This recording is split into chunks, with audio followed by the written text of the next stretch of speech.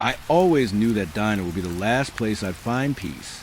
It's the kind of place that smells like coffee burnt too long and vinyl seats that have been sat in by 1,000 strangers.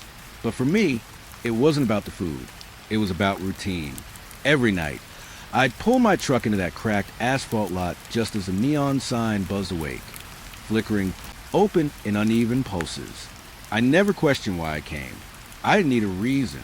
The diner had a rhythm that matched the quiet from the road. There was a table in the corner, the one nobody wanted. I never asked for it, but somehow it always found me.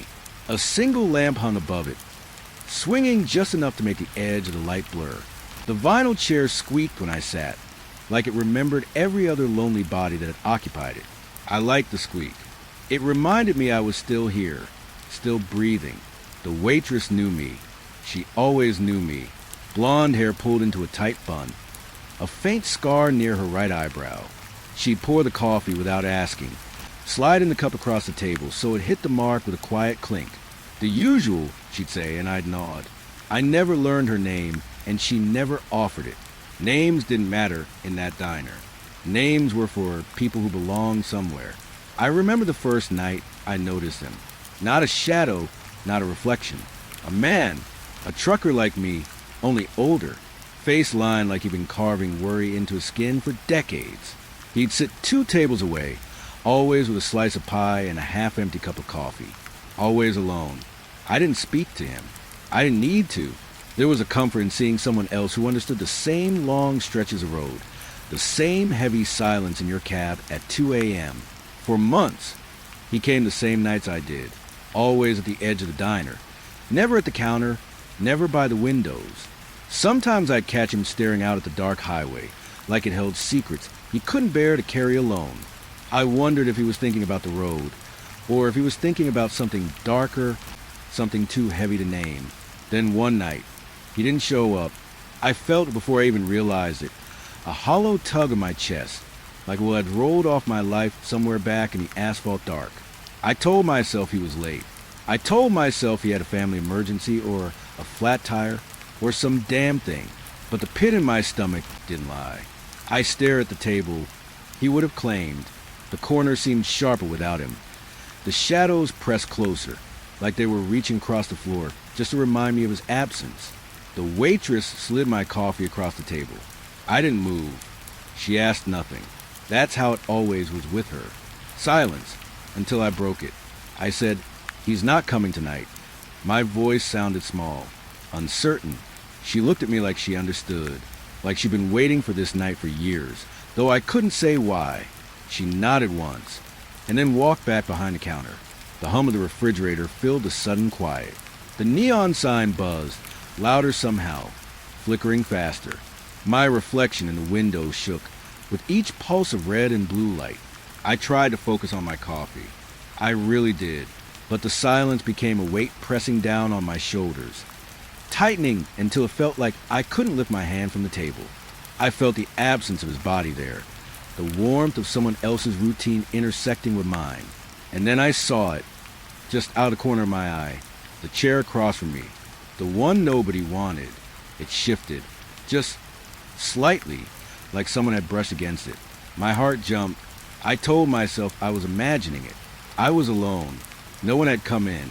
The diner was empty except for me and the waitress, who moved like a ghost behind the counter. But the chair kept moving. It rocked slowly on its own. I froze. My hands gripped the edge of the table, so hard I could feel the vinyl give beneath my fingers.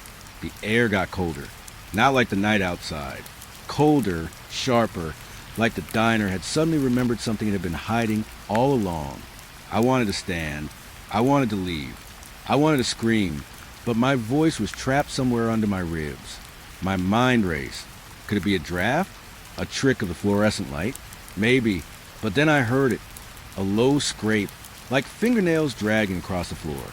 It wasn't loud, not enough for anyone else to notice, but it was enough for me. I turned slowly, not wanting to acknowledge what I already knew. The chair had stopped moving, but the feeling didn't. Something sat there now, just beyond the edge of my vision. I didn't see it. I couldn't, and yet I could feel it. Heavy, silent, patient, waiting. The coffee steamed in my cup, rising in little tendrils that twisted like smoke signals I couldn't read. I stared into it, willing myself to find some logic. Maybe it was stress. Maybe I'd been driving too many miles, too many lonely hours. But the back of my neck prickled, and I knew better. Logic was a lie in that diner after midnight. I finally looked up, and my stomach turned. Across the room, near the back corner, the man's shadow stretched long and thin. Only, it wasn't attached to a man. It moved in ways shadows shouldn't. A crooked kind of sway, like the figure was bending under invisible weight. My pulse hammered against my ribs. I wanted to leave, but my body refused. Rooted to the spot, I watched it. The neon flickered again. The shadow moved closer. Not quickly, not like someone walking, but like the air itself was bending, pulling the darkness toward me. I felt a cold press against my chest, and I realized I couldn't breathe. I wanted to call out. I wanted to tell the waitress. I wanted someone, anyone, to remind me this wasn't real. But she didn't notice. She never did. She just wiped the counter, moved silently, a ghost in her own right, and the shadow kept inching forward toward the last table, toward me. I don't remember when I finally stood. I only remember the sound of my chair scraping against the floor, echoing too loud, breaking the silence. The shadow recoiled slightly, like it had been waiting for me to notice. I wanted to run. I wanted to throw open the door and run back into the safety of the highway lights. But my legs wouldn't obey. And then I saw it, in the faint reflection on the window, a face. Not his face, not anyone I knew, just a face. Pale, empty eyes, mouth stretched too wide. The kind of face you see in the corner of your room at 3 in the morning, when the lights are off, and you're almost too tired to be alive. It smiled, not at me, but at the empty chair. I backed away, spilling my coffee across the table. Steam rose, but it didn't smell like coffee anymore. It smelled like the road after rain. Wet asphalt, old blood, oil. My stomach roiled. The shadow shrank back into nothing, leaving the last table empty once more. But I knew it hadn't gone. I knew it was still there, hiding in the dark, waiting for someone else to notice the absence of the man who always sat there. The waitress finally approached, her eyes calm, almost sad. She wiped the spill with practiced ease, not saying a word about the shaking hands, the wide eyes. Just wiped, poured more coffee. And I drank, because what else could I do? Because the road waits for no one, and soon enough, I'd have to leave. I left the diner that night with a hollow in my chest that didn't fade, a memory of a table that wasn't empty, and a shadow that wasn't mine. I drove through the night, headlights cutting, through fog and rain, and I couldn't shake the feeling that someone was following. Not on the road, not in my mirrors, but in the spaces between miles, where the darkness lingers long after the headlights have passed. I haven't returned to that diner since, not because I'm brave or scared, not because I think it will eat me if I sit at the last table. I haven't returned because I can still feel him there, the man who didn't come, the shadow that waited, and I can't unsee the smile on a face that never belonged to this world. Sometimes, late at night, I find myself craving the familiarity of the diner, the flickering neon, the smell of coffee, the quiet hum of the refrigerators. But I don't stop. I can't, because the last table is still waiting. And I know that one night it will be mine. I never thought much about the diner security cameras. They were old, grainy, the kind that make every movement look like a ghost sliding across a black and white stage. You don't notice them unless you're looking for something you shouldn't. I wasn't looking for anything. I was just passing through, and the diner had become that quiet, hollow place where the road finally lets you breathe. But that night, the footage changed everything. I was at home, the TV murmuring in the background, when the news anchor said it. We've obtained security footage from the Crimson Diner. Footage that defies explanation. I didn't think I'd care. I almost didn't click. But something in my chest told me I needed to see it. Maybe it was curiosity. Maybe it was the same pull that had made me stop at that place every night for months. Always at the last table. The grainy video flickered on the screen. And there she was, the waitress. Her bun neat, her apron pressed, moving with that quiet, almost ghost-like precision I remembered. She poured coffee. She wiped counters. She hummed something I couldn't hear, though it sounded faintly like a lullaby, and then she stopped. She looked toward an empty booth, not the core where I sat, not the edge near the windows, but a booth by itself near the back wall. And then she spoke. Her lips moved, but no one answered, or at least no one that I could see. The footage was grainy, distorted, but the way she gestured, the way she tilted her head, the way she leaned close, it was like she was talking to someone she could see perfectly, someone I couldn't. The first time I watched it, I laughed nervously. Maybe it was a co-worker off-screen. Maybe she was practicing some joke. Maybe it was nothing. But the laugh stuck in my throat when I saw her hand rest on the table, just above the surface, like she was pressing against a body. Something real. Something heavy. Then she moved to pour coffee into a cup. Not just any cup, but one that wasn't on the counter. She reached across the table, and the camera caught in the corner of the frame. Her hand hovering, waiting, tilting the cup slowly, as if someone invisible held it. The first thing I thought was that it was a trick of the camera. Shadows, reflections, maybe even a glitch. I told myself it was grain, overexposed light, something simple, but then I saw her reaction. She smiled, softly, almost tenderly, and then her face shifted, the kind of subtle thing that's hard to describe. Her eyes widened slightly, her smile tightened, and she leaned back like she was startled. Not by a person, not by anything visible, by something unseen right across that empty table. I watched, frozen. My own hands trembled. I knew every corner of that diner. I had sat there night after night, the neon flickering on vinyl seats, the coffee hot and bitter. I had thought I knew the rhythm of that place. But the footage, this thing, proved I had never really seen it at all. The camera angle changed, the grain distorted, and for a second, I thought I saw a shadow sitting across from her. Not solid, not full, just a smear of darkness, like someone had pressed a wet handprint onto the booth.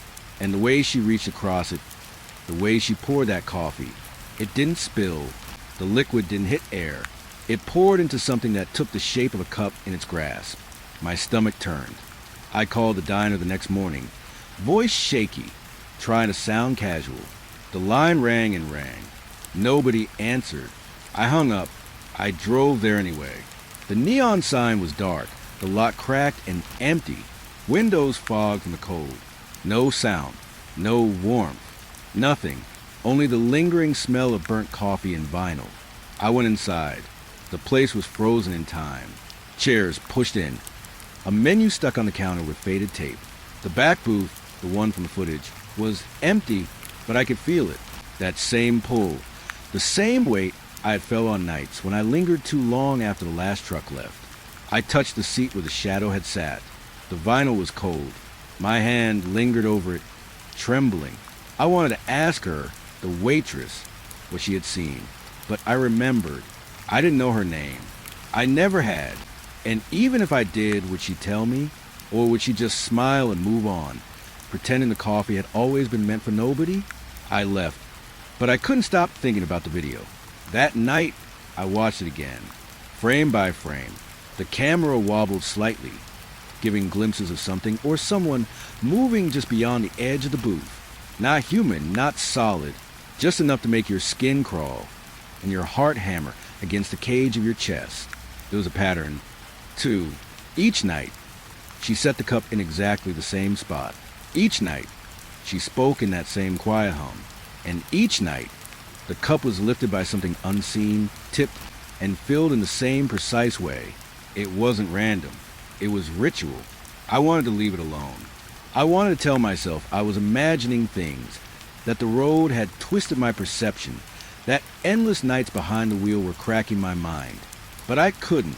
I couldn't stop thinking about that booth, about her delicate hands moving across air, pouring coffee into nothing. And then I remembered him. The man who always sat in the last table. The one who disappeared.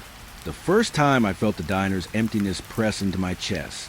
What if he'd been sitting there all along, in that back booth, not human anymore, not real in any way I could measure, waiting for someone to notice, waiting for someone to pour him coffee.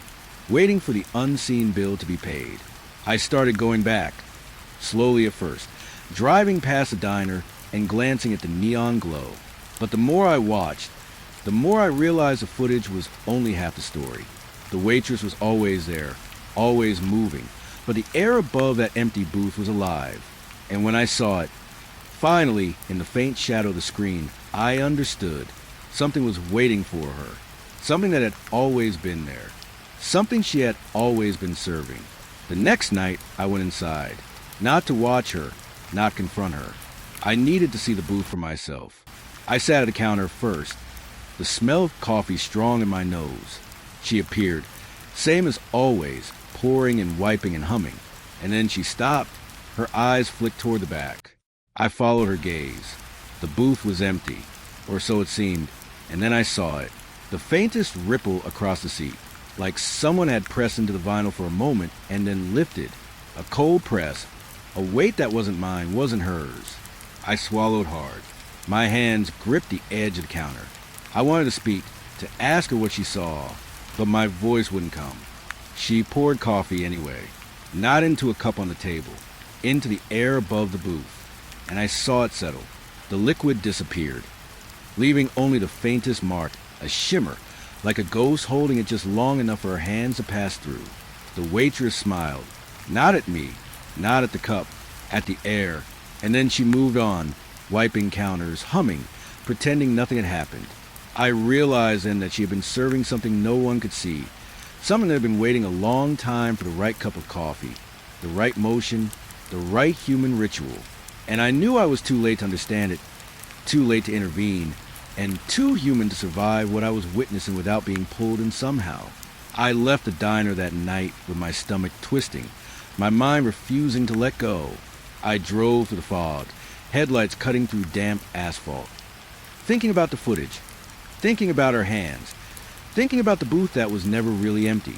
Every time I closed my eyes, I could see the shimmer of liquid hovering just above the vinyl, waiting. Days passed, weeks. I didn't return, but I checked the news and the diner stayed open. Security cameras still recorded, but the footage never aired again. I tried to tell myself it was just a trick, a grainy illusion, but I couldn't. Not when I could feel her presence, her routine, her quiet care for the unseen customer. Sometimes, late at night, I imagine the empty booth. I imagine her hands moving across the air, coffee pouring into nothing, serving someone or something that doesn't exist in our world. I try not to think about it, but I can't, because the moment I do, I feel it, the weight of something unseen, waiting, watching, patient, and I realize with a chill that crawls under my skin that the diner doesn't belong to the living anymore. It belongs to the routine, to the unseen, to the unpaid coffee.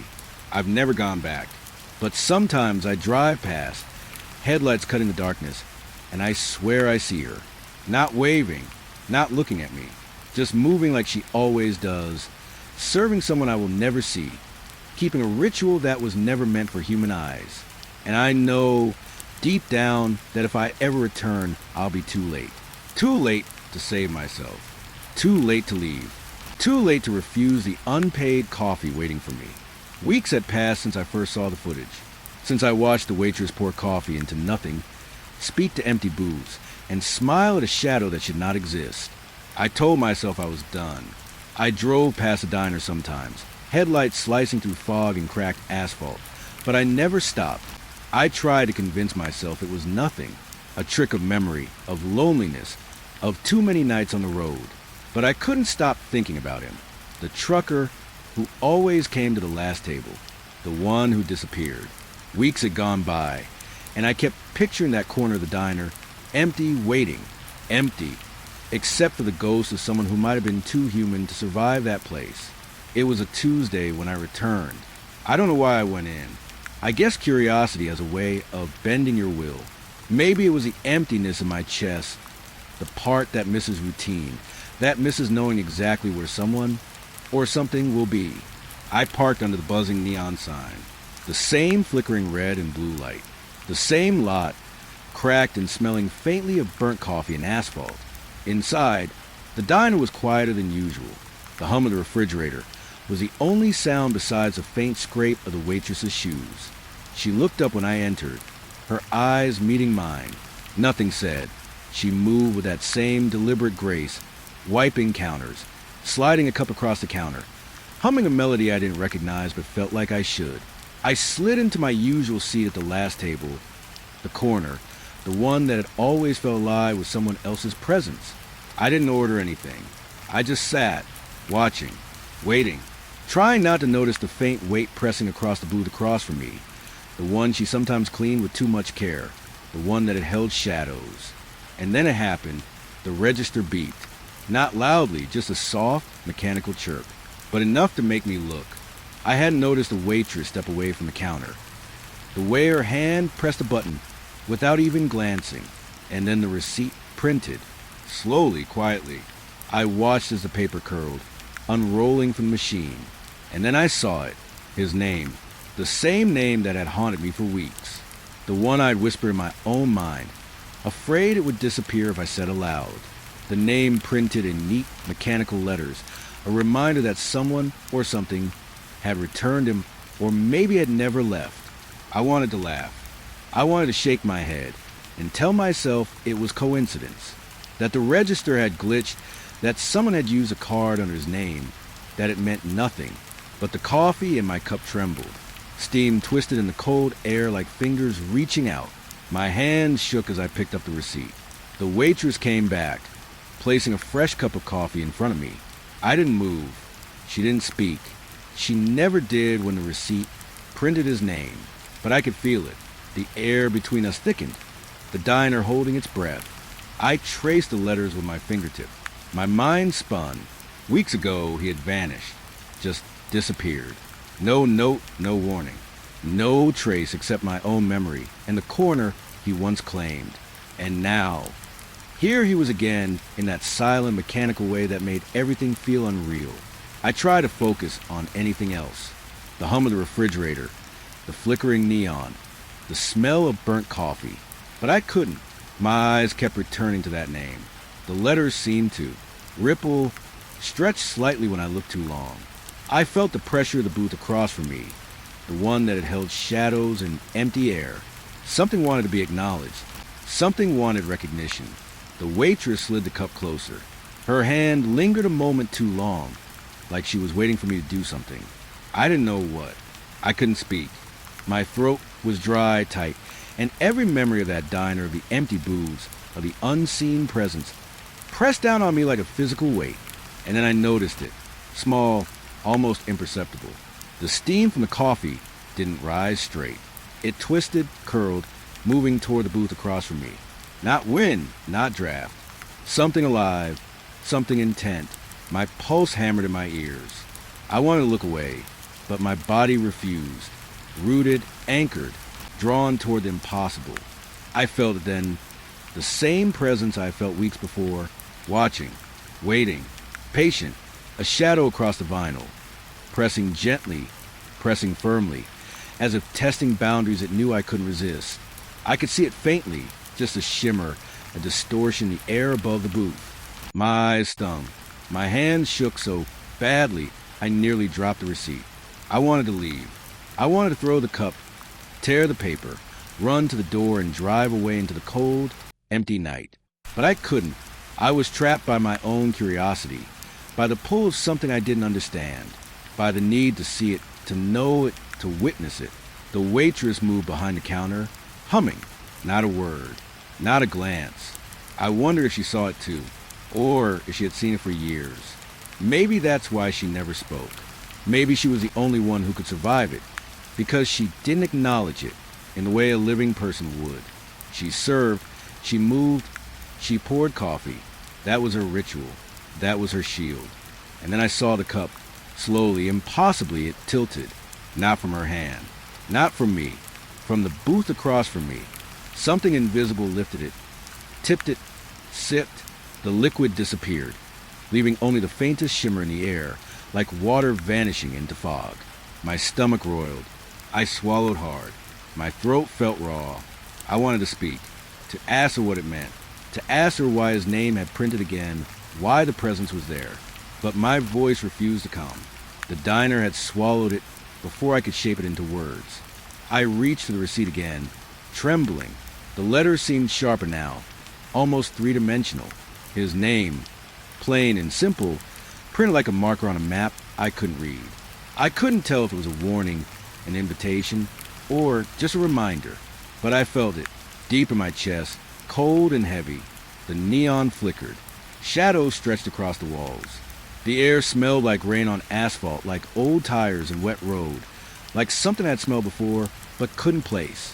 The kind of smell that digs into your memory, reminding you of nights spent too long in the cab of a truck, staring at taillights fading into nothing.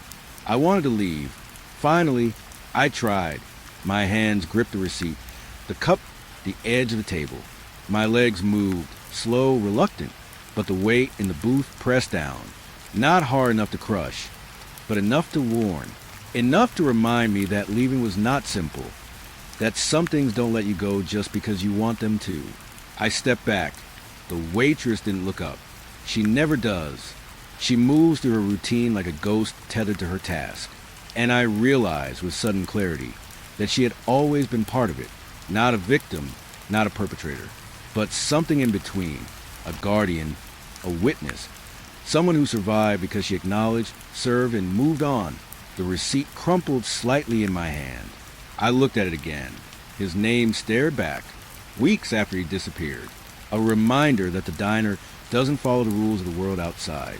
That time doesn't move the same way inside those walls. That absence is never really empty. I left the diner that night with a weight I couldn't shake. The road outside felt wrong, stretched, familiar and alien at the same time. Every shadow against the asphalt seemed longer, every gust of wind carrying whispers I couldn't place. I told myself it was over, that I would never return, that seeing his name printed, watching the invisible sip coffee, was a fluke. But I knew better. I could feel it, waiting, watching, patient. The diner had given me a reminder. The last table, the booth across from mine, the unpaid coffee. It was all still there, and it knew my name, even if I hadn't spoken aloud. Weeks turned into months. I haven't returned. Not yet, but sometimes late at night, I find myself imagining the register printing again. The small beat, the curl of paper, his name. My chest tightens.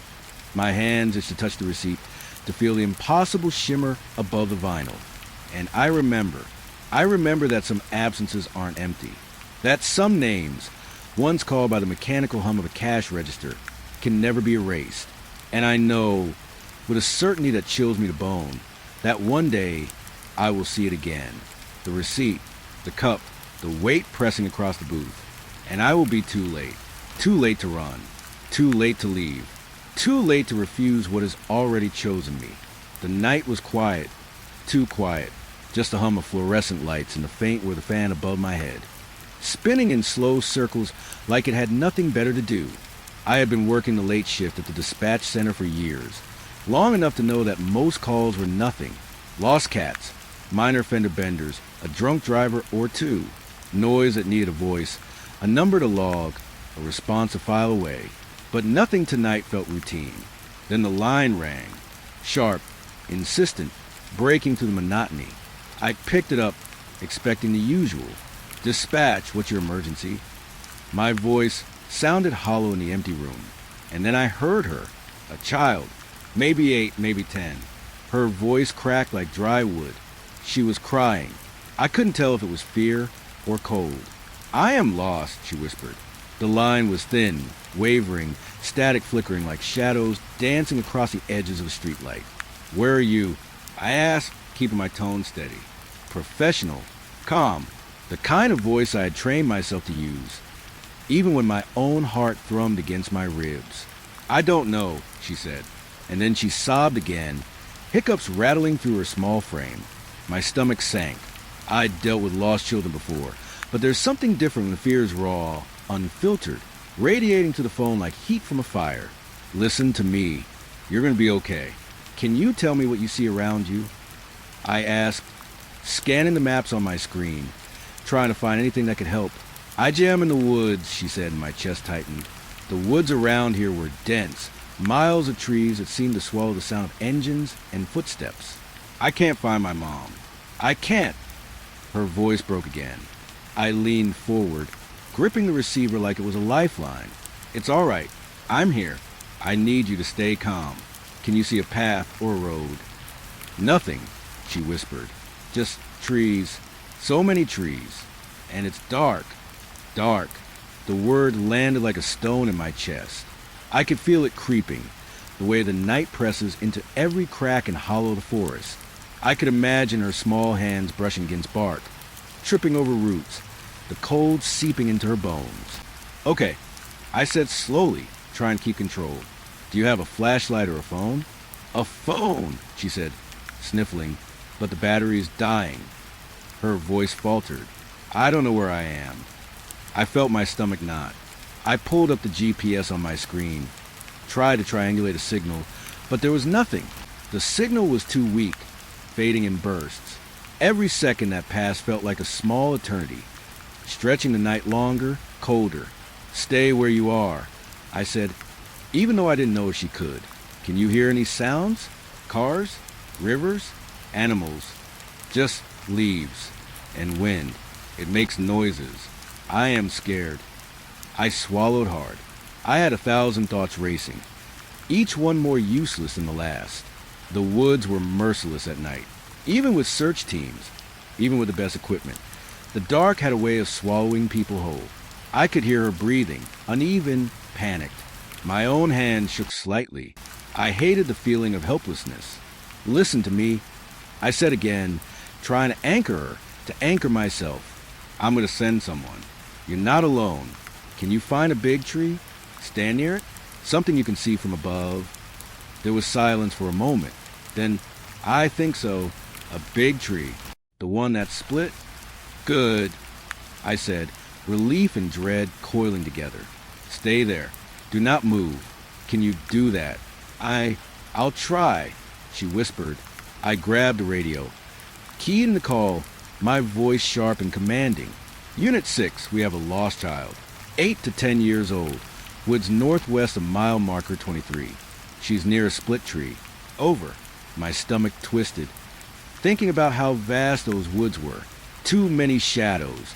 Too many places to hide. Too many things that could go wrong.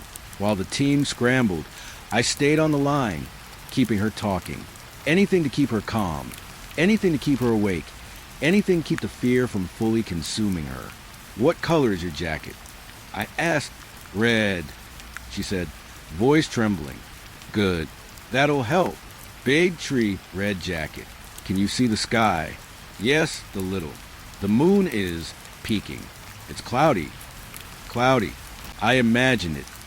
Thick shadows spilling over the forest floor, twisting branches, shapes that could be mistaken for faces. Shapes that could be anything if you were small, lost, alone. I could feel her fear like it was my own. Good. I said, listen, do you have a name? Lila, she whispered. Okay, Lila, I said, soft but firm. I'm going to stay on the line. Someone is coming for you. Do not move. Can you do that? Yes, she said, almost too quiet. I could hear leaves rustling, the faint crack of twigs. My stomach jumped. Every sound was magnified in the dark.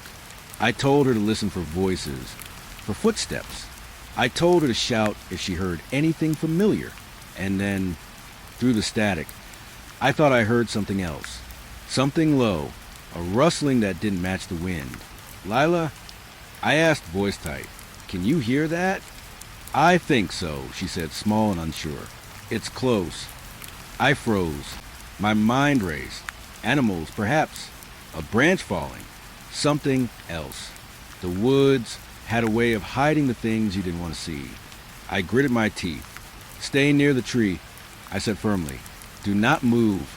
Help is coming. Minutes passed. Seconds stretched into forever. I could hear the subtle panic in her breaths. Uneven, fragile. I repeated her name over and over, soft, steady, like a chant against the night. Lila, Lila, I'm here. You're safe. You're not alone. I won't let go. And then a sound came. Not static, not the hum of my equipment. A voice. Faint, almost swallowed by the wind, but unmistakable. Lila, I felt my blood run cold. My fingers tightened around the receiver. Lila, I whispered, "Yes." Her voice was small, hopeful, fragile. The whisper came again, closer this time. Lila, I glanced at the map, at the blinking dot on my screen. Nothing. No unit nearby. Just the forest. Just the darkness. Stay near the tree. I said, try to force my own heart into calm. Do not go anywhere. Do you understand? Yes, she said. Her crying had stopped. Her voice was small but steady. Listening. Waiting. I realized then that fear had sharpened her senses. That she could hear what I could not. Feel the night in ways my adult mind couldn't.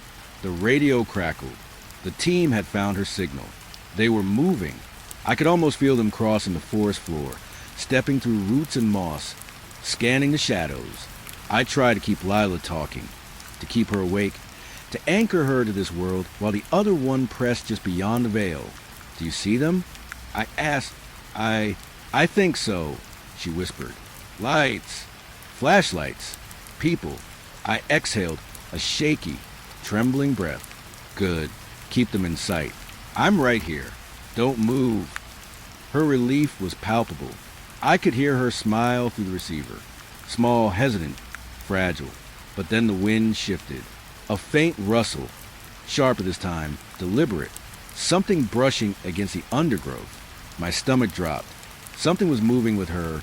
Close. Too close. Do you hear that? I asked, voice low. Yes, she said. Small, trembling, fear creeping back into her chest. Keep looking at the lights, I said, trying to steady my own shaking hands.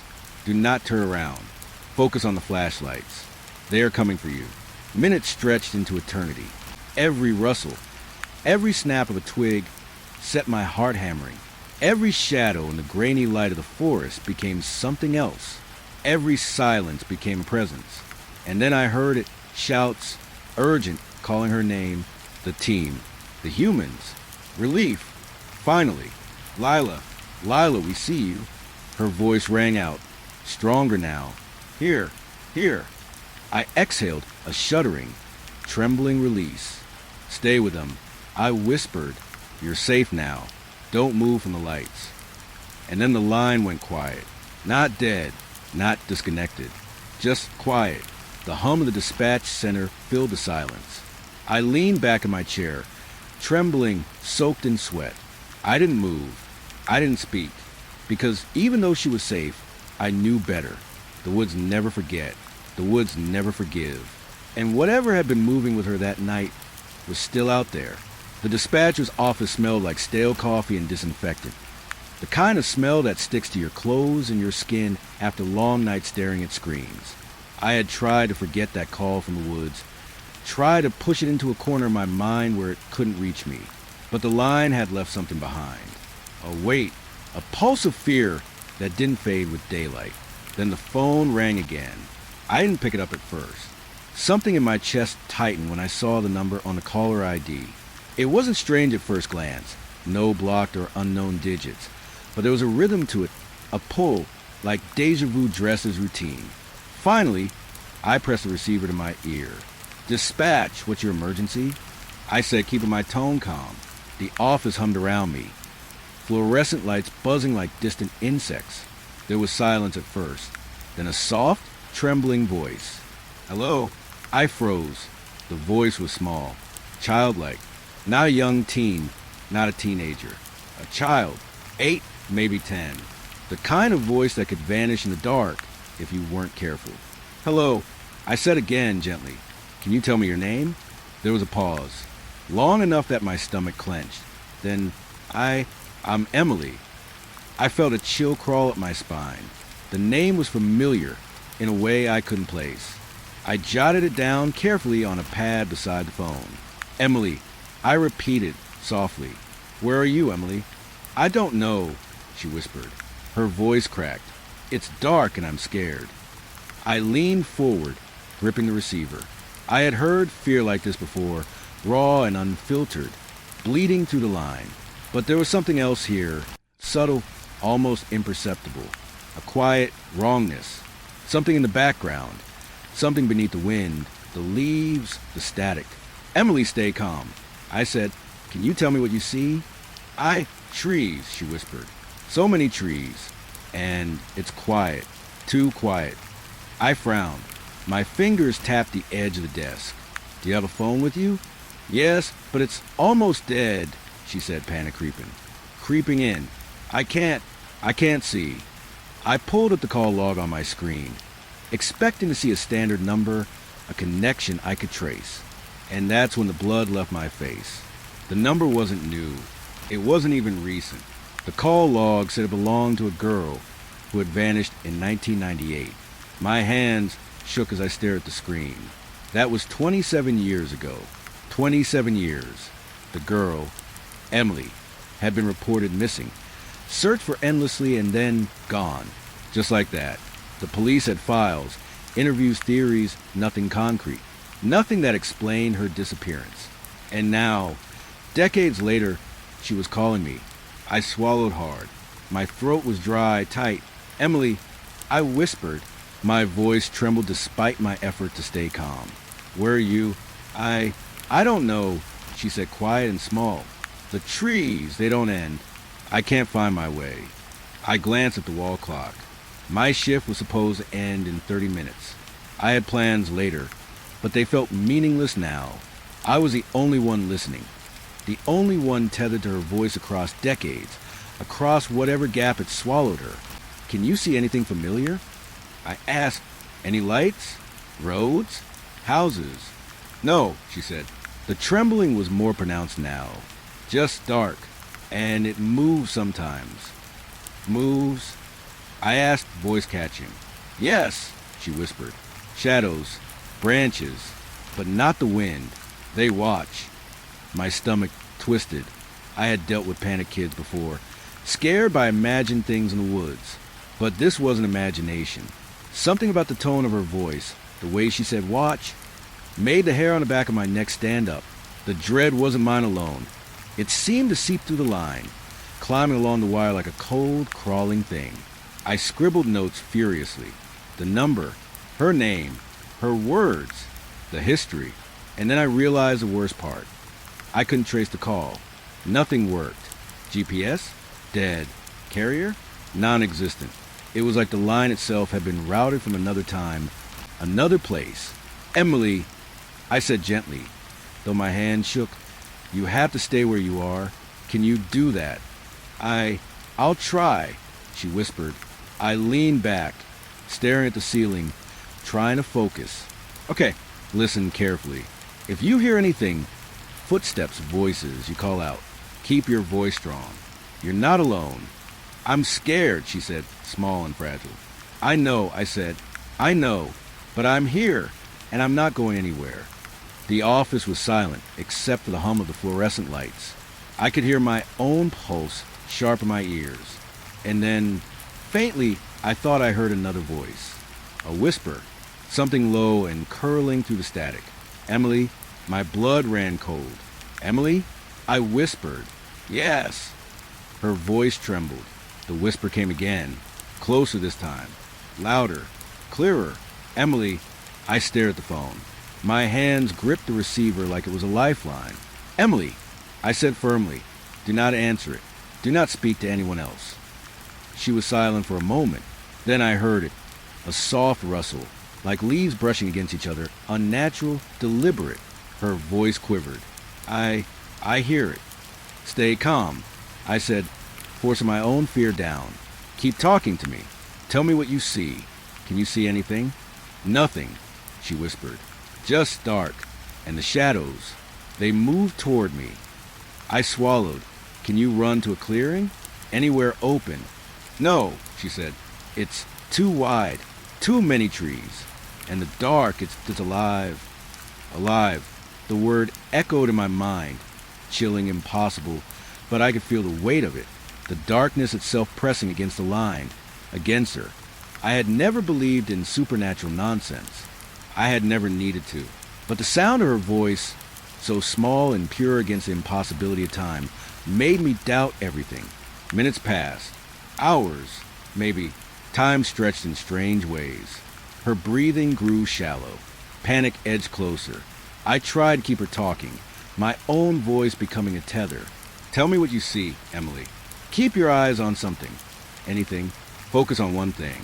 A tree, she whispered. Big, split in the middle, just like before. My chest tightened. The same instruction I had given other lost children decades apart. A split tree, landmark, anchor. The world was folding in on itself. I could feel it. The number, the name, the call from the vanished girl. It wasn't a coincidence. It was never coincidence. Something had found a way to reach through time, to use her voice to find me. Stay there, I said, voice trembling. Do not move. The line crackled. Static, a low hiss, then a whisper. Not hers, not mine. Something older, deeper, curling through the wires. Emily, yes? She whispered, small and terrified. Come. The word was soft but insistent, curling into dark like a living thing. I felt my stomach drop. My hands shook. I had never heard a voice through a phone that wasn't human. Not really. Not alive. And yet it was speaking, claiming, pulling. Emily, I said sharply, do not go anywhere. Do not follow anyone. Stay by the tree. Do you understand? Yes, she said, trembling. I keyed the radio. Units. We have a child calling from an untraceable number. Name, Emily. Number matches a missing person from 1998. Northeast Woods. Proceed with caution. My own voice sounded small over the radio. Weak. Not enough to match the weight of the impossible truth pressing down on me. I stayed on the line, keeping her talking, anchoring her with my voice, the one thing I could give, and through the static, I thought I could hear her heartbeat, not hers alone. Something else, rhythmic, hidden in the dark, waiting, patient. The office clock ticked, the hum of fluorescent lights, the static, and the impossibility of it all. The number, the voice, the vanished child called me across decades, pressed against me like the force itself had reached through time. Emily, I whispered, I'm here. I won't let go. Stay with me. Do not move. Yes, she said, small, fragile, but listening, and I knew somehow that was enough. For now, the line went silent for a moment, just a quiet hum. I gripped the receiver. I knew this was only the beginning, because whatever had found her, whatever it called through the years, was not finished, and I could feel it waiting. It started with a whisper. The dispatcher's office smelled the same as always, coffee, dust, and that faint tang of disinfectant. But tonight it felt heavier, like the air itself had thickened. The screens glowed with familiar maps and blinking signals, but I couldn't focus on them. My mind kept replaying the last call. Emily, the vanished girl from 1998, her trembling voice, calling from a number that shouldn't exist, bending time through wires and static. I thought it had ended. I thought I'd closed the line, filed a report, and stepped back into the mundane world of accidents and noise complaints. But that was before the voices came. The first night, it was subtle. I thought I was imagining it at first. A faint voice on the line, barely audible, almost swallowed by the hum of fluorescent lights. Do you remember me? I froze. My fingers gripped the receiver, knuckles white. I didn't recognize the voice. Not at first. Then it hit me. The tone, the cadence. Something about it felt painfully familiar. I couldn't place it. And yet, somewhere deep, the sound tugged at memory like a long-forgotten key turning in a rusted lock. Hello. I whispered. My own voice sounded small, insignificant. There was a pause, a breath, and then, do you remember me? I swallowed. My heart was hammering. Who is this? Silence. And then another voice, soft, trembling, but undeniably human. It's me. I've been waiting. I dropped the receiver for a second, staring at the office in disbelief. I told myself it was a prank, a glitch. Someone had somehow tapped into the system, but my gut told me otherwise. The line had always carried truth, even when it was impossible. Emily, the vanished girl, the static that whispered through the wires. This wasn't ordinary. I picked up the receiver again. Listen, who is this? How did you get this line? Another pause, then a voice low, edged with years of distance. You know me, you've always known me. I press the receiver closer, trying to anchor myself. I don't know you. Tell me your name. Do you remember me? The words hit differently this time. There was insistence in them, a familiarity I couldn't place. My chest tightened. Something about the way the syllables stretched, folded, pressed into the silence, made my skin crawl. I sank into my chair. My mind raced, digging through every call, every lost person, every child I tried to save over the years, every name, every number, faces blurred together in memory, a collage of grief and fear.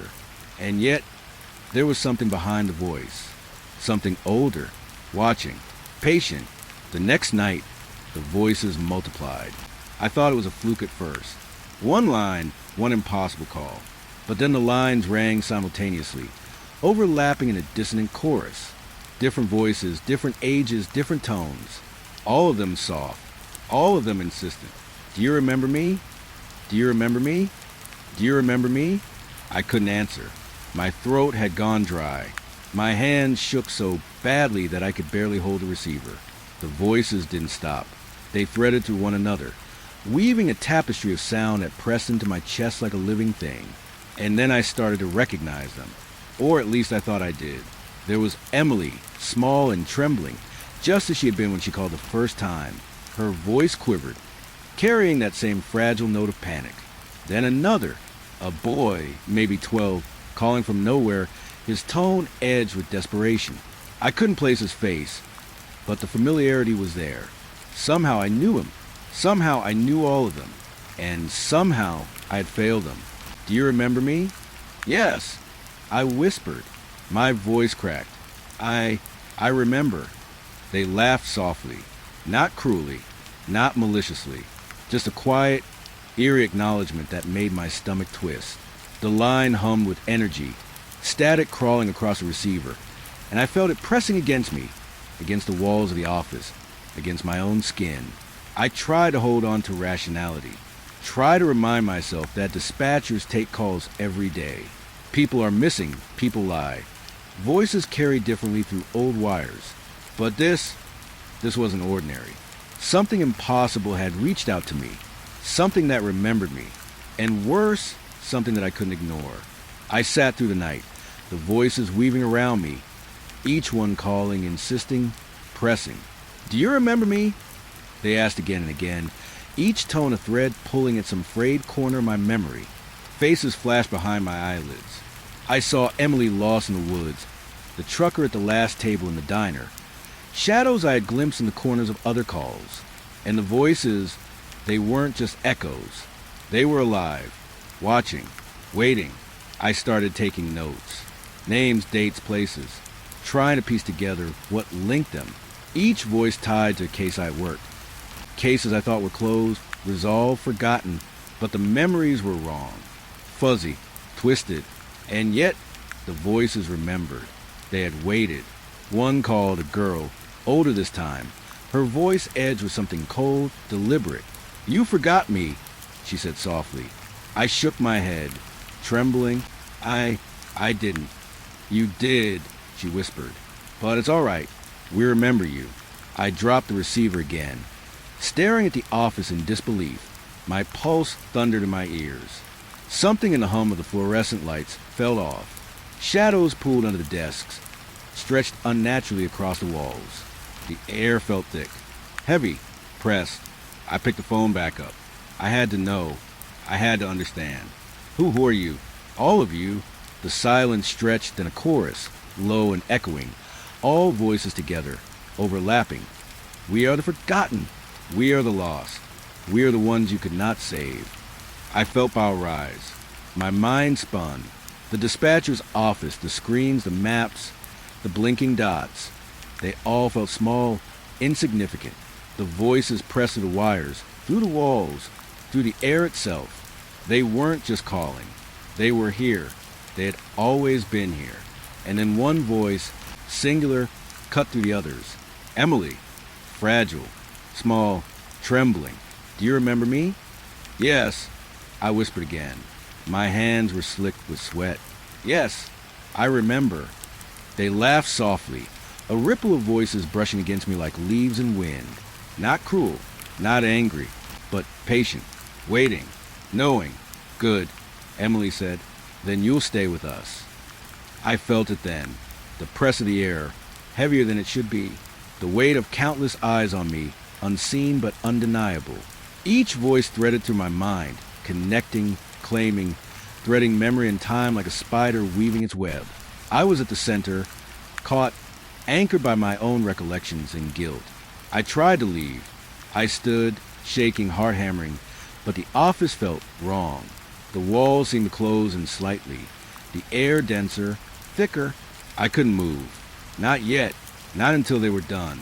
Do you remember the diner? One voice asked softly, almost tenderly. Yes, I whispered, my throat tight. I remember. The last table, another whispered. The one that was never empty. I nodded, though I knew they couldn't see me. I remember. And the woods, another voice said. The girl lost in the dark. Did you remember her? Yes, I whispered. My chest burned. I remember. The voices hummed together then, soft, almost comforting. But the weight never lifted. It pressed, anchored. I realized with a chill that these weren't just calls. They weren't just echoes. They were tethered to me. Each voice a fragment of memory, of guilt, of failure I had buried or ignored. And now they were back. All of them, calling through the night, claiming me, reminding me, keeping me awake. I stayed on the line through the night, speaking softly, naming each voice, acknowledging each memory, trying to anchor them and myself to something that was still real, still human. And yet, the longer I stayed, the more I realized I could not save them. I could not reach them. I could only listen. And listen I did. Each night, more voices called, all claiming to know me, all claiming I had known them. The dispatcher's office, the hum of the lights, the screens, all of it became a cage of sound, memory, and weight. A slow, patient, unrelenting pressure of something that would not be ignored. I could no longer tell if I was keeping them alive, or if they were keeping me alive.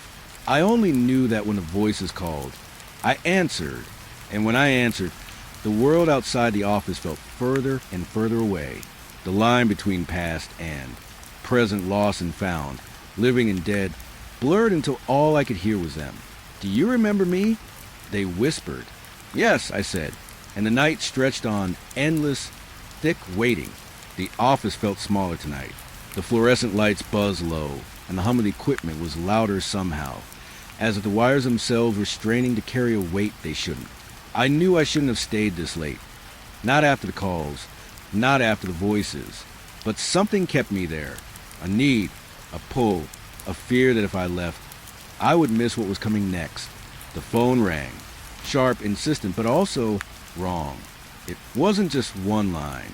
It was every line, all at once. Static hissed through the receiver, before I could even lift it. Do you remember me? I froze, my knuckles white around the receiver. The voices, dozens of them, maybe hundreds, were no longer separate. They merged into one low, droning hum, overlapping syllables, memories, names, cries.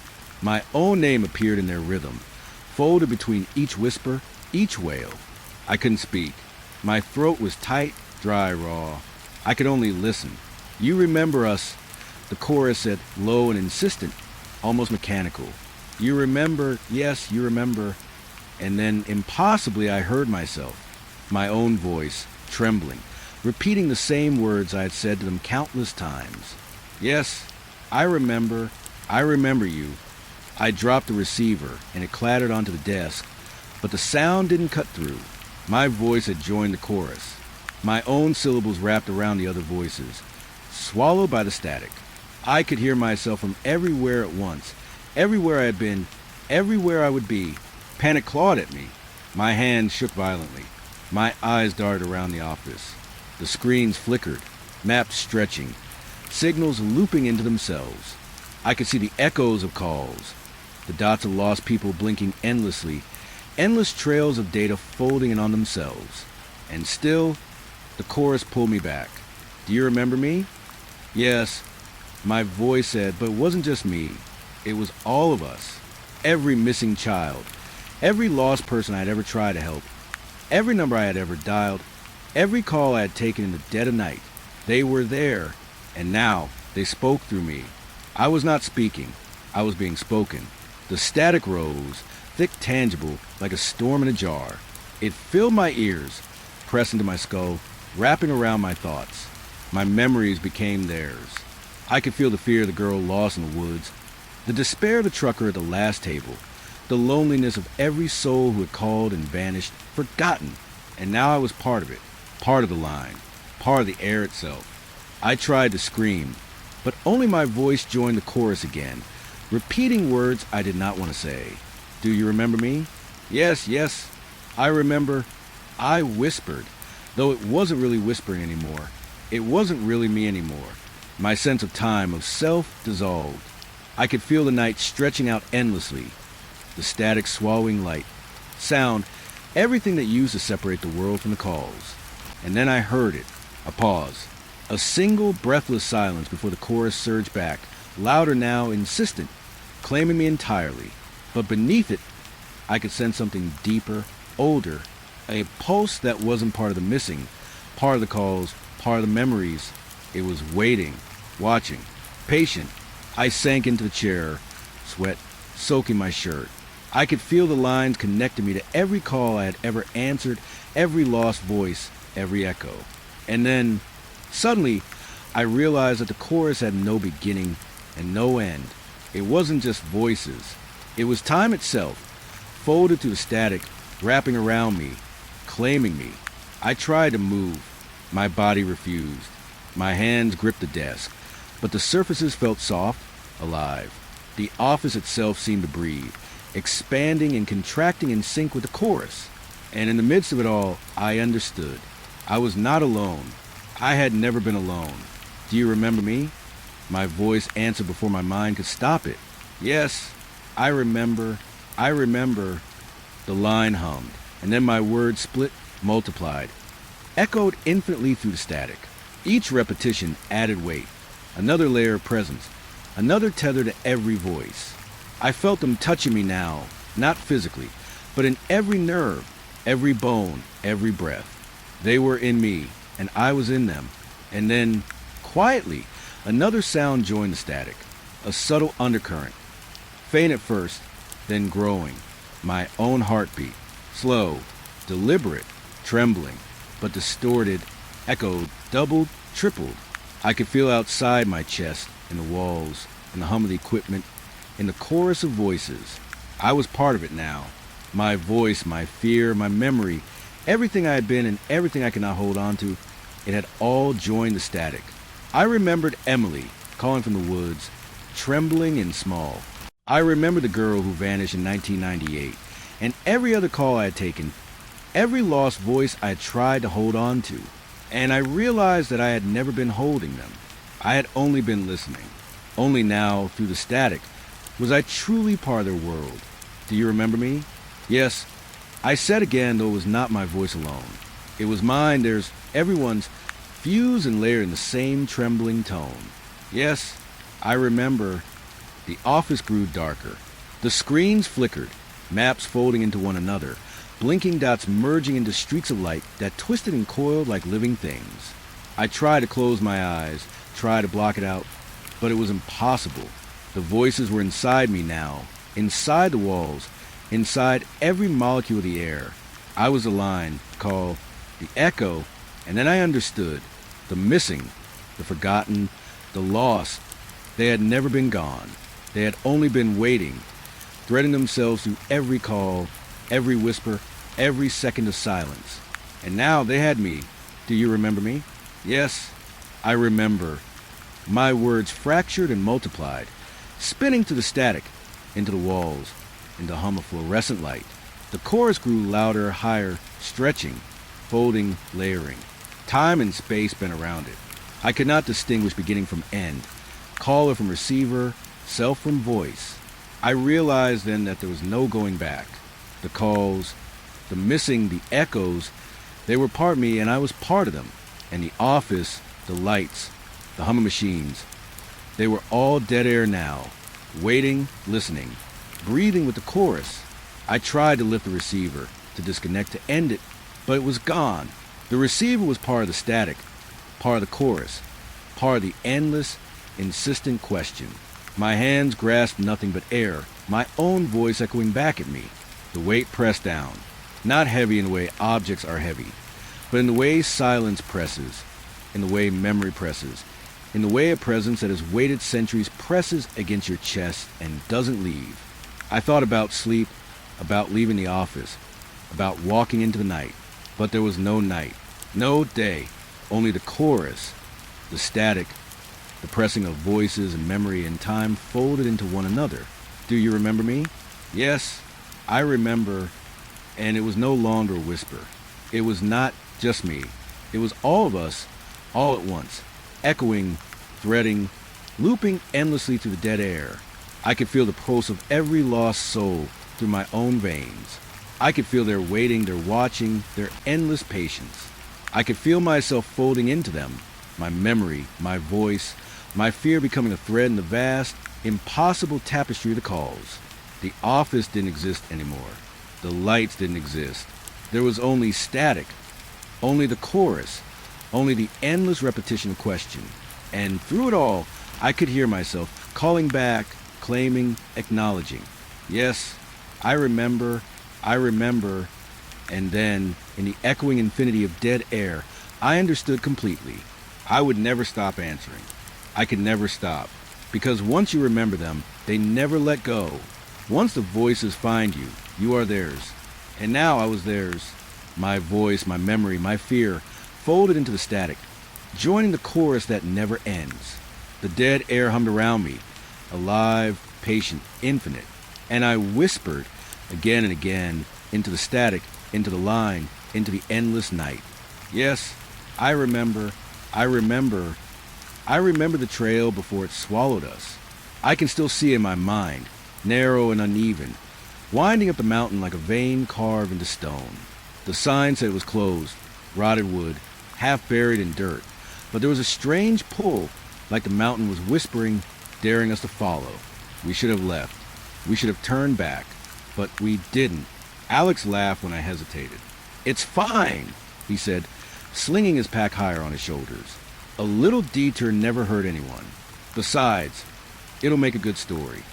I nodded, but my stomach was tight, and my hands wouldn't stop brushing against the rough bark of the trees. The air was colder than I expected for late afternoon, heavy and damp, smelling like wet leaves and decay. The first hour was easy. The sun was still above the ridge, slanting gold to the gaps in the trees, and for a while, it felt like a normal hike. But then the trail narrowed. Roots jutted up like broken bones, and the rocks underfoot were slick with moss. I slipped once, my hand catching on a branch that shivered under my touch, and I felt that first ripple of unease. Alex didn't notice, or he pretended not to. We came to the first clearing, and I thought I saw a movement, a shadow, maybe just beyond the edge of the trees. But when I blinked, nothing was there. I told myself it was an animal, a deer, a bird, anything but what my gut was whispering. Still, I felt the mountain watching. Every crack in the bark, every rustle of leaves felt deliberate, like it was marking us, tracking us. By the time we reached the second bend, the sun was starting to dip, and the path felt less like a trail and more like a narrow scar in the mountainside. There were no markers, no cairns, just a faint outline of dirt that someone or something had once walked. I tried to suggest we turn back. Alex brushed it off. "We'll make it to the top," he said, grinning, though there was tension behind his eyes I couldn't ignore. Then we heard it. The sound first came as a whispering wind, but it didn't move like wind. It twisted, curling around the rocks and trees in patterns that made no sense. I froze, trying to place it, and then it came again, a low, murmuring hum, almost like voices speaking a language I couldn't understand. I glanced at Alex, who frowned. "It's probably just the wind," he said, but I could see he wasn't entirely sure. We kept moving. I stayed close to him, every step more careful than the last, listening for sound. It followed us, shifting through the trees. Sometimes it was behind us, sometimes it was ahead. When I tried to pinpoint it, it slipped away like smoke.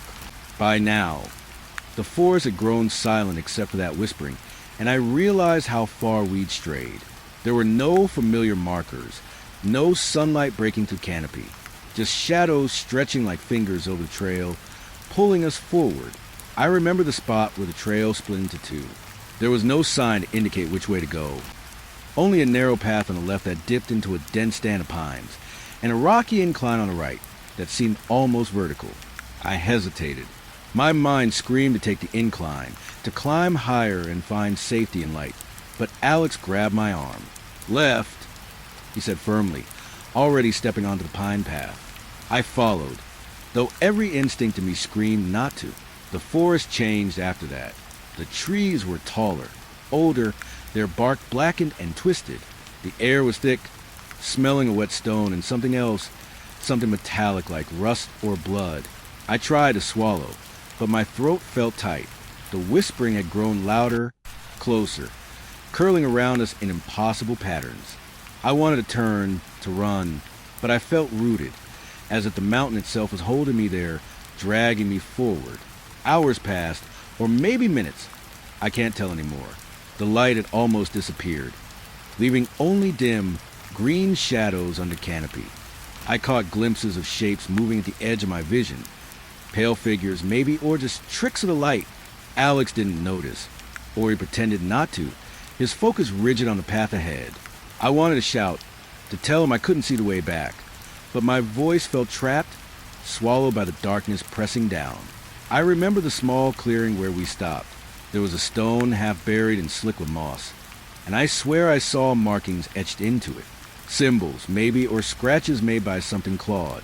I reached out, but Alex grabbed my wrist. "Don't," he said sharply. His eyes were wide, and for the first time, I saw fear there, the same fear I was trying to hide. We tried to keep moving, but the path seemed to twist back on itself. Every bend looked familiar, yet wrong. Shadows lengthened, then shrank, then stretched again in ways that made no sense.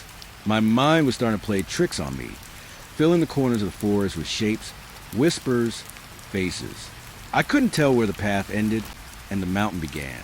I stumbled over a root, and the ground beneath me felt unstable, like it was breathing, pulsing. I pulled myself up, heart hammering. Alex helped, but his hands trembled too. By the time we reached the steep ridge, the whispering had grown into murmurs, voices speaking all at once, overlapping, unintelligible but urgent. I wanted to cover my ears, to scream, but I couldn't. The voices seemed to latch onto my thoughts, tugging at memories I'd long buried, things I'd hidden even from myself, faces of people I'd lost, moments of shame, fear, grief. They bled into the forest, twisting the shadows, making the trees seem alive, aware of every failure I'd ever had. Alex stopped. "We should rest," he whispered, though the words sounded weak, hollow. I nodded, though my hands were shaking too much to take my pack off. I looked around, but the clearing felt smaller than before, as if the forest had crept closer, walls of bark and shadow closing in. I had the sudden, sickening thought that the path had vanished, that it had never existed, and we had been walking into the mountain itself, blind and foolish. The sky was gone now, swallowed by the canopy. Even the faintest trace of twilight had disappeared. The murmuring voices weren't following us anymore. They were all around us, inside the air, inside my head. I sank to the ground, trying to make sense of it, trying to remember the trail markers, the signs, anything familiar. But every memory twisted under the weight of the whispers, turning my thoughts into labyrinths. Alex was beside me, pale and rigid, staring at something I couldn't see. "Do you hear them?" he asked, voice trembling. I nodded, unable to speak. I realized then that we weren't alone. Something had been moving with us, behind us, in the shadows, something that didn't belong in the world we knew. Every instinct screamed at me to leave, to run, but there was no path, no safe direction, only the mountain, the dark, and the voices that claimed us before we even knew. I can still hear it sometimes. Late at night, the whispering, soft and insistent, like wind through broken windows. I remember the last glimpse of light before it was gone completely. The way the ground seemed to pulse under my feet. The way Alex's hand shook in mine. I remember thinking we were just tired, just lost. But deep down I knew it was something more. Something patient. Something that waits for hikers who wander onto closed trails. We never returned. The search parties found nothing. No trace of us. Not a footprint. Not a piece of gear. Just the empty path. The rotting sign. And the rumor that the mountain has a way of taking those who ignore its warnings. Sometimes I wake up and feel the trail beneath my feet. Wet and narrow, the shadows pressing close. I hear the whispers again, and I know, even from wherever I am, that the mountain is still waiting for the next ones who think it's just a hike. The lost path is still there, winding, watching, and patient. I don't know how long we had been out there. Time felt meaningless, like the mountain had stretched the hours and twisted them into something unrecognizable. One moment we were climbing through the trees. The next we were swallowed by shadows so deep I couldn't tell if it was day or night.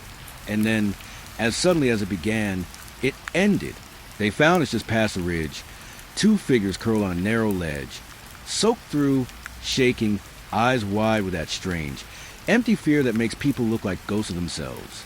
Rescue teams shouted at us, flashlights cutting jagged lines through the fog, voices calling our names.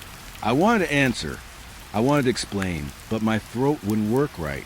My voice felt trapped somewhere deep inside me, where the whispers in the forest had followed and settled. Alex was the first to respond, his voice sharp, almost angry. "We didn't leave the trail," he said, like saying it loud enough would make it true. The paramedics looked confused. The forest behind us was a wall of dark green, unbroken and impenetrable. No path, no marks, nothing that could explain where we had been. Just the same trail we had started on, the rotting closed sign, and the mountain staring silently. I wanted to scream, to say something, anything, but I could only nod. We stayed on it. I whispered finally, though I knew it sounded hollow, unbelievable even to me. Every time I closed my eyes, I saw the twisting trees, the blackened bark, the pulsing ground. I saw the shadows moving at the edge of my vision, always just out of reach, always watching. And I knew no one would believe what had happened. They made us sit in the ambulance. The heaters hummed weakly, the smell of antiseptic sharp in my nose. I watched the paramedics talk quietly to each other, glancing at us with that strange mixture of relief and suspicion. I wanted to explain that it wasn't just getting lost, that the mountain that had us, but every word felt like it would fall apart before it left my lips. Alex sat beside me, his hands gripping his knees so tightly his knuckles were white. I wanted to reach out, but he shook his head. His eyes said it all. "Don't talk about it." On the way back down, the sun broke through the clouds in thin, weak beams, and for a moment, everything looked normal. Birds called from the trees, the wind rustled gently, and the mountain looked like any other hiking trail on any other day. But I could still feel it there, lingering in my chest, a weight I couldn't shake. The whispers weren't gone. They were just quieter, hiding under the hum of the world, waiting for the next moment to return. At the hospital, they checked us over. Blood pressure, heart rate, everything normal, except our eyes. They kept asking if we had hallucinated, if we had wandered off, if we remembered anything unusual. Alex and I exchanged glances. How could we explain that the trail had never ended, that the mountain had folded in on itself, swallowed us whole and spat us back out, that the path we had followed didn't belong to the world anyone else knew? "We never left," Alex said again, voice firm this time. "We stayed on the trail, every step." The doctors nodded politely, taking notes, but I could see the doubt in their eyes. I wanted to tell them that doubt wasn't just in their eyes. It was in the air, in the shadows, in the way the trees moved, even in photographs we had taken. But I didn't. I couldn't. The words would fail. And I fear they might follow us if we said them aloud. Later, when they let us rest, I sat on the edge of bed and tried to remember. The trail had been narrow, uneven, lined with roots and rocks. The air had been damp and heavy, smelling of whetstone and something I couldn't name. I remembered the whispering, soft at first, then curling around my mind, tugging at memories I had tried to bury, faces I had forgotten, fears I had pushed down. And I remembered the clearing with a stone, the marks etched into it. I remembered the pulse under my feet, the sense that the mountain was alive. Alex didn't speak much, only moving quietly, his eyes distant. I could see him reliving it in his mind, tracing the path with his fingers as if he could map in the air and find a way to understand it. But there was no understanding. Not for us, not for anyone. The mountain doesn't work that way.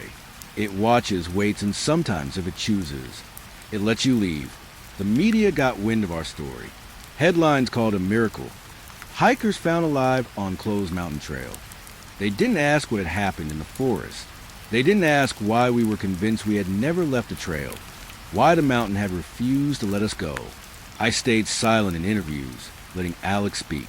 He said the same things we had told the paramedics. We stayed on the trail. We followed the path. We never wandered off. Everyone nodded politely, smiled for the cameras, and moved on to the next story. But at night, when the lights were off and the world felt quiet, I could still hear it. The faint hum of whispers curling around the edges of my thoughts, reminding me that we hadn't really left, that we had been taken in a way no one could see and returned without explanation. The images haunted me. The darkened trees, the shifting shadows, the pulse beneath my feet. And Alex, he saw it too. I knew it. In the way he flinched at sudden noises, the way he avoided the woods on the way home. Friends and family tried to comfort us, tried to coax details out of us, but we couldn't explain. How could we? Words felt fragile, inadequate. The mountain had its own language, one made of shadows, wind, and impossible shapes. It communicated with us, but not in ways anyone else could understand. And we had listened, obeyed, and survived. Somehow. But survival didn't feel like victory. It felt like being chosen, marked, and let go. I started having nightmares, fragments of the trail bleeding into sleep. I would wake in a cold sweat, certain I could hear the whispering again, certain the mountain was still watching from just beyond my window. Sometimes I dreamt of the clearing with a stone, the marks glowing faintly in the dark, pulsing with rhythm that matched my heartbeat. I could feel it in my chest, a slow, insistent pressure, and I would wake gasping, Alex beside me, eyes wide, whispering the same thing. We never left. Even in daylight, normal life felt strange. The supermarket aisle seemed narrower, the trees outside the city more oppressive. Shadows twisted in ways that made no sense. Patterns in clouds made me pause. I would catch myself staring at the horizon, imagining the trail curling back on itself, imagining the mountain still waiting, patient and silent. And I would hear it. The soft, impossible hum of the whispers, threading through my thoughts, reminded me that the path was still there, still watching, still open. Doctors told us to rest, to try therapy, to rejoin life. But the mountain followed us. Every phone call, every car ride, every shower, I felt it pressing against the edges of my mind. I began noticing small things, shadows that didn't match, reflections in mirrors that lingered too long, footsteps that didn't belong. I realized with cold certainty that being found alive didn't mean we were free. We were marked, tethered to that trail, connected to the mountain in ways no one could see. Alex tried to rationalize.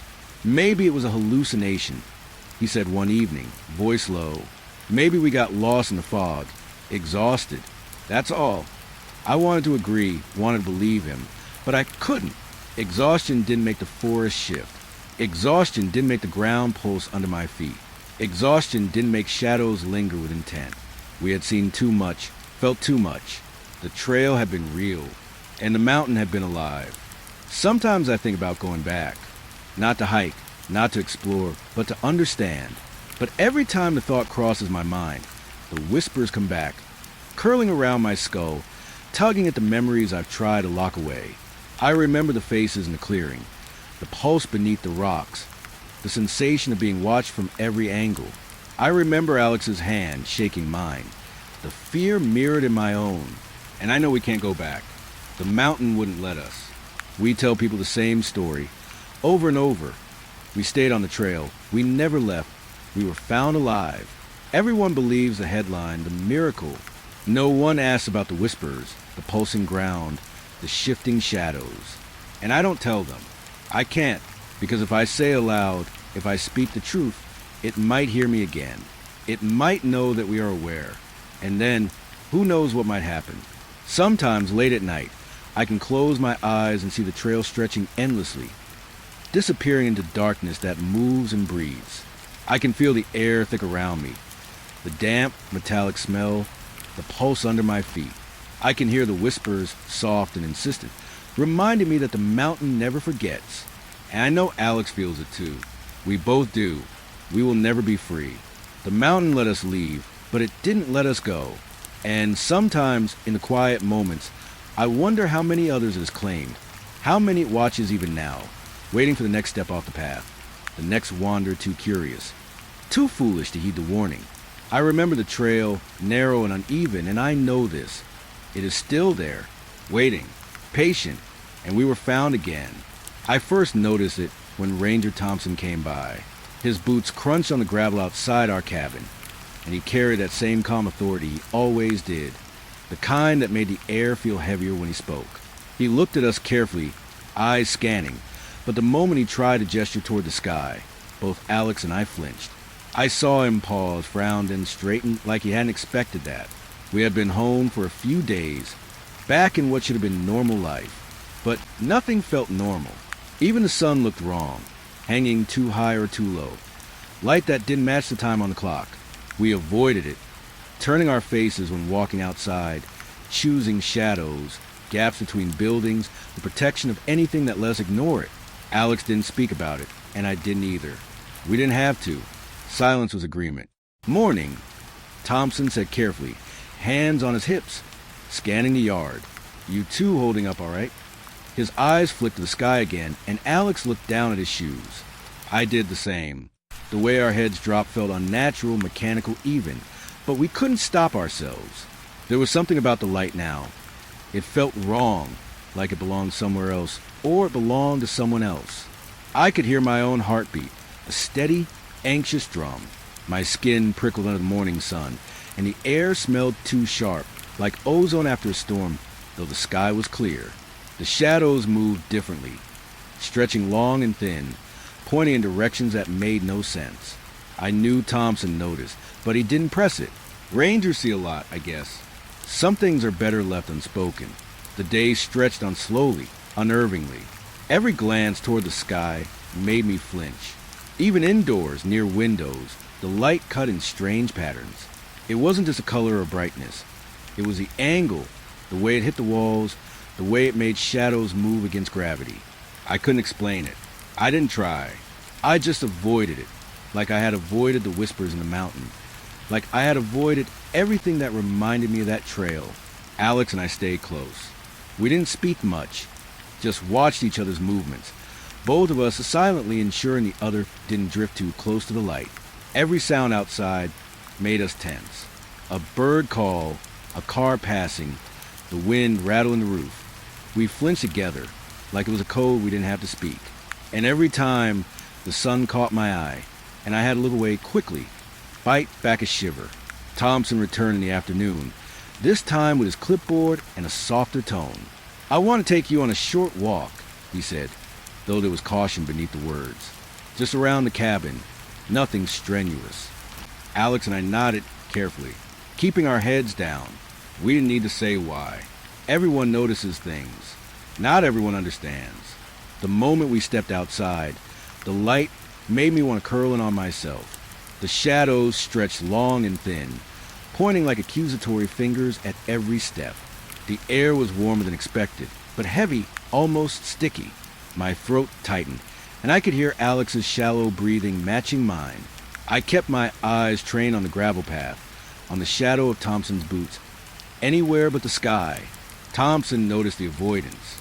I could see it in the tilt of his head, the way his brow furrowed. "You're not looking at the sun," he said softly, almost conversational, like he didn't want to startle us. I felt my stomach drop, my hands tightening into fists. Alex muttered something under his breath, but I didn't catch it. I think it was just agreement. We weren't looking and we couldn't. The path twisted slightly uphill, and every step made the shadows writhe like something alive. I felt the mountain again, though we were miles from it, as if its memory had followed us, embedded in our skin, in our bones. The sun wasn't the same sun anymore. It moved too slowly or too quickly, or in directions that made no sense. My mind reeled, trying to make sense of it. Alex's hand brushed mine accidentally, and we both jerked back instinctively, eyes still down. Thompson tried conversation, gentle probing about how we were feeling. I gave vague answers, careful not to mention the trail, the whispers, or the pulsing ground. Alex stayed silent, nodding sometimes, answering with monosyllables. The ranger didn't press, but I could feel his unease. Even someone who had spent decades in the forest knew when something was off. We reached a small patch of grass under a lone tree, its shadow stretching impossibly long across the yard.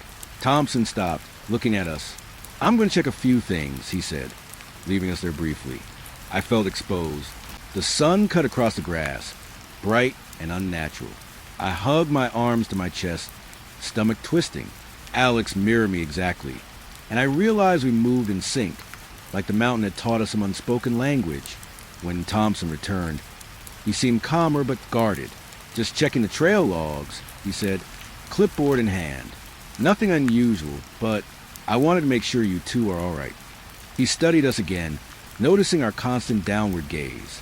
I wanted to tell him, to warn him, but the words caught in my throat. He wouldn't understand. No one could. The evening came too quickly. The sky shifted to a pale orange, but the shadows stayed long, even as the light dimmed. I watched Alex, his jaw tight, hands fidgeting with his sleeves. I felt my own pulse in my ears. The sun, wrong and alien, angled across the yard, and for a moment, I could see the shadows flicker independently of their objects. I closed my eyes and imagined darkness swallowing it, just for a moment. I didn't want to look, didn't want to understand, didn't want to know what it was doing. Later, inside, the house felt cramped. The windows lent a strange, slanting light, casting shapes on the walls that didn't belong. Alex sat on the couch, silent, staring at a blank spot on the floor. I stood near the kitchen sink, hands gripping the counter. The sun outside continued its wrong trajectory, painting the walls with impossible angles. I couldn't eat. I couldn't speak. I just watched and waited. We tried to sleep that night, but the light lingered in our minds. Even with the curtains drawn, I could feel its presence behind my eyelids. Shadows moved in our dreams, stretching and twisting, pulsing with the same rhythm I remembered on the trail.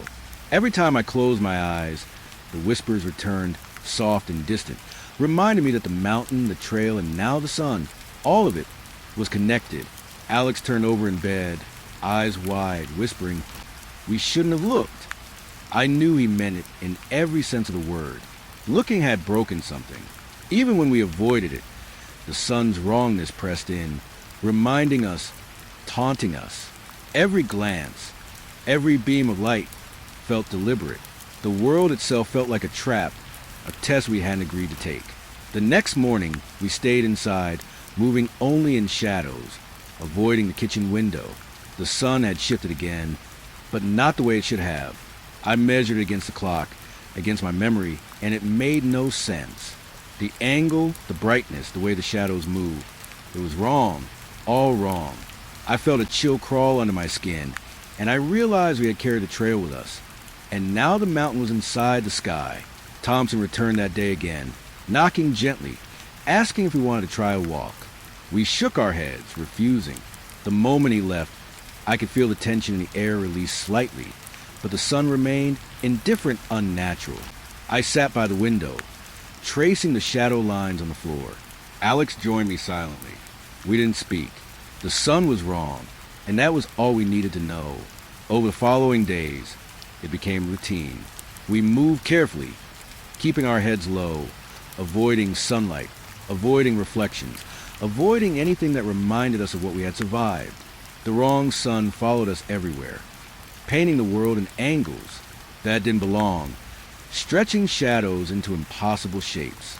And the whispers, sometimes I thought I heard them again, soft and curling, threading to the wrongness of the light. I think of the trail when I see it, the mountain pressing in from all sides, the sun, wrong as it is, becomes another kind of path, a reminder that the world isn't fixed. The shadows and light carry the same weight the mountain did, pressing, watching, waiting. And Alex and I, marked by it, live in the margins, avoiding it, fearing it, knowing it is patient, knowing it remembers. The wrong sun hangs over the world like a question no one can answer, and we're the only ones who see it for what it is. I avoid it. Alex avoids it. We move through the day like careful animals, measuring every shadow, tracing every angle, listening for the whispers that might return. And in the silence, I understand this truth fully. The trail never ends. It just changes, and now it stretches into the sky. We survived, but survival doesn't mean freedom. Not with the wrong sun above us. Not when the mountain follows, patient and silent, through everything, everywhere. And I know, if I ever look up, I might never return. I never wanted to see the photos. The moment Ranger Thompson handed me the memory card, my stomach twisted into tight, unrelenting knots. There was a quiet hum in the office, the kind that made the silence heavy, almost oppressive. The card felt small, harmless, yet I knew it carried something alive, something that followed us home, something that didn't belong in the world we thought we'd return to. Alex sat beside me, his hands fidgeting with the edges of his sleeves. I could see the tension in his jaw, the way his eyes flicked toward the door like he expected something to appear any second. We didn't speak. Words felt inadequate. There was nothing we could say that would make the images make sense. Thompson plugged the card into the computer and tapped a few keys. The screen flickered, and the first photo appeared. I recognized the trail immediately. Narrow dirt path, roots jutting up like broken fingers, shadows clinging to the trees. And there we were, Alex and I, smiling, climbing, exhausted, alive. But something was off. At first, I thought it was the angle. Then I noticed a second pair. Another Alex, another me, in the exact same frame, standing a step behind, mirroring our movements almost perfectly. Our duplicates weren't blurry. They weren't faded.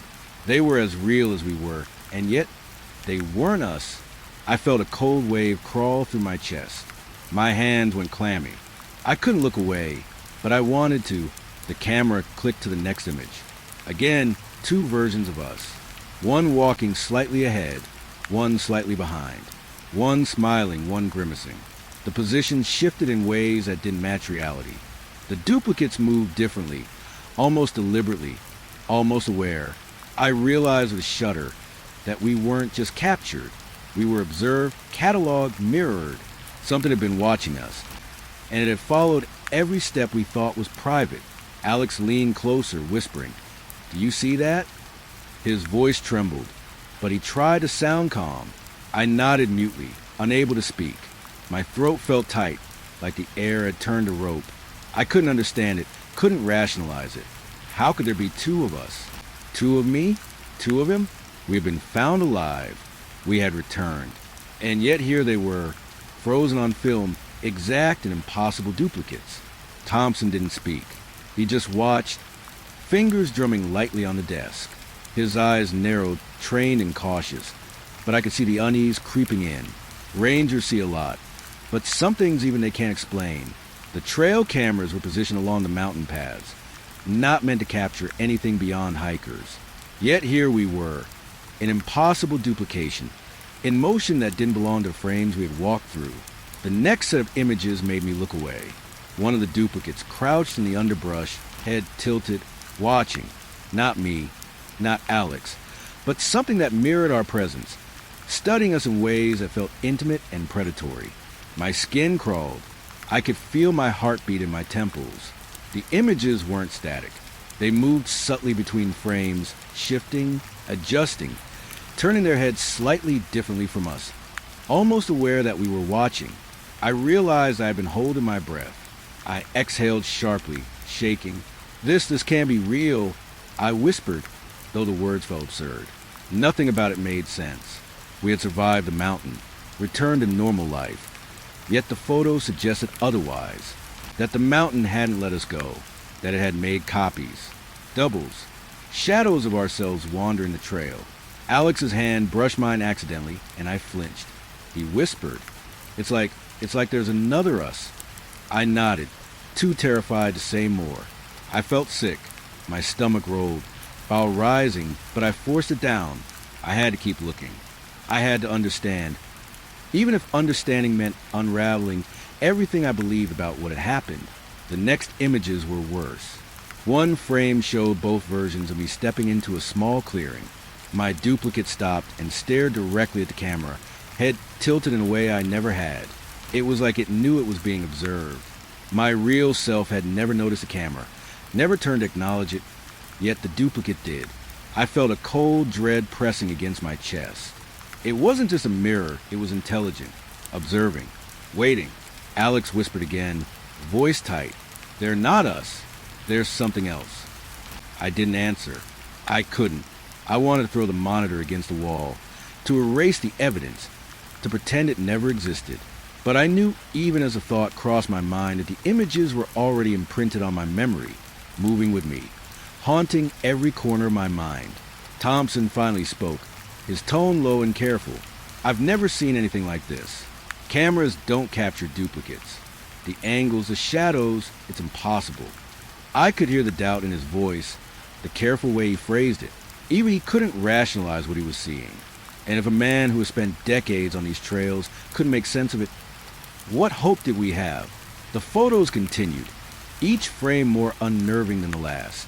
One duplicate reaching for a tree, one turning toward the path, one crouched low, head tilting, almost studying the other us. Every frame seemed to move slightly, subtly, like they existed between motion and stillness, caught in a rhythm that didn't match time. My mind reeled, trying to map the movement, to make sense of the impossible symmetry. Alex finally spoke, voice barely audible. It's like they're learning. I froze. The word sent a cold tremor through me. Learning, not just copying, not just existing, but observing, adapting, understanding. Every instinct screamed at me that these duplicates were not harmless. They were extensions of the trail, extensions of the mountain, watching us even now, even here. I felt my hands shaking. My chest felt tight, the familiar oppressive weight returning. The duplicates didn't smile, didn't frown. They existed, observing, mimicking, but in ways that were deliberate, not random, not accidental. And I realized that we weren't just survivors of the trail. We were participants, subjects in something that had begun long before we ever stepped foot on that path. Thompson leaned back, rubbing his eyes. We should maybe show this to the authorities, the park office, someone higher up. His voice carried caution, fear. Even he wasn't sure what we were dealing with. I wanted to nod, wanted to agree, but I knew it would accomplish nothing. No one would believe this. Not the doubles, not the subtle movements, not the intelligence. They would call it a glitch, a trick of light, an accident of photography. They wouldn't understand. The final set of images was the worst. Both duplicates standing side by side, staring directly at the camera, motionless, almost in unison. Their eyes, impossible, unblinking, seemed to bore into my skull. I felt my stomach twist, my throat tighten. I realized with a sinking certainty that the duplicates had been waiting for this moment. They knew we would see them. They knew we would remember. And now, they existed in our minds as fully as they existed on the mountain. Alex whispered, "We shouldn't have come back." His voice was low, broken. I wanted to reassure him, to say it wasn't real, to anchor myself in logic. But logic had no place here. The duplicates weren't bound by it. They were everywhere the trail had been, and now they were here, moving in our memories and the cameras, in the shifting shadows of the day. The office felt suffocating. I could feel the pulse of panic beneath my skin. Every frame I had seen replayed in my mind, looping endlessly. The duplicates were patient, silent, observing, and I knew deep in my chest, that it didn't end with photographs. The mountain hadn't released us. It had merely extended its reach, capturing not just our bodies, but our existence, replicating it, mocking it, and sending it back through these still frames. Thompson finally closed the files, the hum of the computer fading. He looked at us, weary, cautious. "I don't know what to say," he admitted. "I've never seen anything like this. It's unnatural." I nodded silently, unable to speak. There was no explanation that would help, no words that could untangle what we had seen. We were still bound to the trail, tethered to something that had followed us home. Alex and I left the office in silence. Outside, the sun hung low, wrong, casting long, impossible shadows across the ground. I instinctively looked down. The duplicates, I knew, were not gone. They existed in the world, in our minds, in the edges of reality where the trail lingered. We would never be alone. We had survived, yes, but in surviving, we had carried something back with us. Something patient. Something waiting. That night, I couldn't sleep. Every shadow in my room seemed to twitch, to move in subtle ways that made me flinch. I could see the duplicates in my mind, standing on the trail, watching, waiting. I felt their gaze, cold and intelligent, as though the photographs themselves had become a doorway, a means for Mountain to extend its reach beyond the path, beyond the camera, beyond reason. Alex slept fitfully beside me. I watched him, saw the tightness in his jaw, the way his hands fidgeted in sheets. We had survived the trail, returned to the world of sunlight and normal days, but something had followed, something that mirrored us, duplicated us, observed us, and waited. I felt the weight of it pressing against my chest. The duplicates weren't just images. They were real. In some impossible, horrifying way, they were real. I turned to the window, peering into the dark yard. The trees cast long, thin shadows that seemed to twitch and twist in ways that didn't belong. I knew, in the way you know something terrible without question, that they were out there watching, waiting for the next step, the next move, the next moment we might fail. And I knew that no matter how far we ran, no matter how much light we sought, the trail would follow, the duplicates would follow, and we would never be free. We are alive, but the photographs never lie. I had followed footprints before, countless times on the trails, watching them fade into moss, gravel, or snow. But this time, something was wrong from the start. Ranger Thompson had called me early, voice tight, unfamiliar, asking if I could meet him at the old trailhead. I drove there before sunrise, fog thick as was spilling over the mountains, and I immediately felt the weight of something waiting, something patient. Thompson was already there, boots half buried in damp leaves. He didn't speak at first, just gestured toward the ground. The footprints were fresh, or at least they looked fresh, but as I stepped closer, my stomach dropped. They weren't just any footprints. They were his, small, worn, precise, the way he always walked. And yet, as I followed them, my mind began to twist. They didn't lead forward. They led back toward the woods, into the thickening fog. But the path curved unnaturally, bending in ways that shouldn't have been possible. "Follow me," he said, voice low, almost a whisper. He began walking along the prints, careful, deliberate. I followed, boots crunching on wet leaves, fog curling around our legs. I wanted to ask where we were going, why these prints mattered, but I didn't. Something about his tone made words feel dangerous. The further we walked, the more the world changed. The fog grew denser, swallowing the trees, the trail, the distant mountains. Shadows shifted in the mist, twisting into shapes that almost resembled people, but never quite. I felt them in my periphery, flickering in and out of existence. My chest tightened, and I had to swallow hard, forcing air into my lungs like a prayer. The footprints led to a clearing I didn't recognize, though I knew the forest like the back of my hand. The moss here was thicker, the air heavier, damp and metallic, and there was a stillness I had never felt in the mountains, a silence that pressed in on all sides. Thompson stopped, looking around as if seeing it for the first time, his hands clenched at his sides. "They're here," he said quietly. I wanted to ask who, what, why, but my voice caught. I felt a chill crawl up my spine. The fog moved differently here, curling around the tree trunks, thickening in some places, thinning in others like it was alive and breathing. And then I saw it. The footprints ended, except they didn't. They circled back, not just around the clearing, but directly toward us. Small, precise impressions in the moss. And they weren't just his. They were duplicating themselves, layering, as though the forest was folding back on itself. My heart hammered.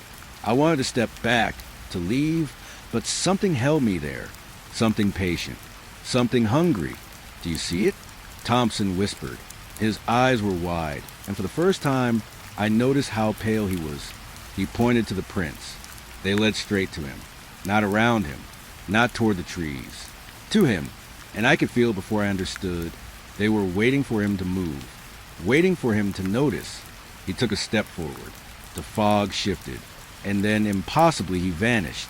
Not behind a tree, not under a shadow, not into another part of the trail. He simply disappeared. The footprints stopped at nothing, circling in place, as if the ground itself had consumed him. I stumbled back, breath catching, mind refusing to form words. My own instinct screamed to run, to leave, to never return, but my body felt rooted.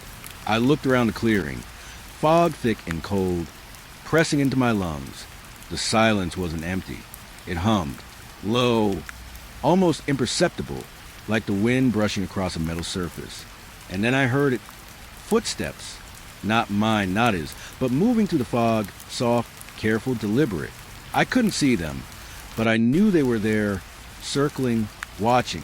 I tried call Thompson, my voice trembling, raw, but the words died in my throat. I stepped forward cautiously, eyes scanning the fog. Each step echoed unnaturally, long and hollow, as though the ground was amplifying my fear. And then I saw the prints again. They were my own now, layered atop his, circling, repeating. I froze. My heart pounded so hard it hurt. The prints weren't just leading me forward. They were leading me to myself. Every instinct told me to turn around, to run, but my legs moved forward automatically. The fog pressed closer, thickening, curling around my chest, whispering a language I almost understood, but couldn't. Shadows flickered at the edge of vision. Trees bent slightly, impossibly, as though leaning in to watch me pass. And I realized then that the forest had eyes. It remembered. It waited. I reached the center of the clearing. The footprints ended again. Only now they weren't empty. My boots stood in them. My body was frozen, chest tight, sweat running down my back. I looked around every tree, every shadow, searching for him, for anything, but the fog had swallowed everything. And then I heard my own voice, not from my mouth, not in reality, somewhere in the fog, echoed hollow, repeating my name, soft and insistent. I tried to speak, to respond, but my mouth was dry, my throat tight. The air itself seemed to resist sound. And then I saw it not in form, not fully, but in movement. A shadow stepping forward, mirroring me perfectly. My movements, my stance, my gaze. It wasn't me. It wasn't Thompson.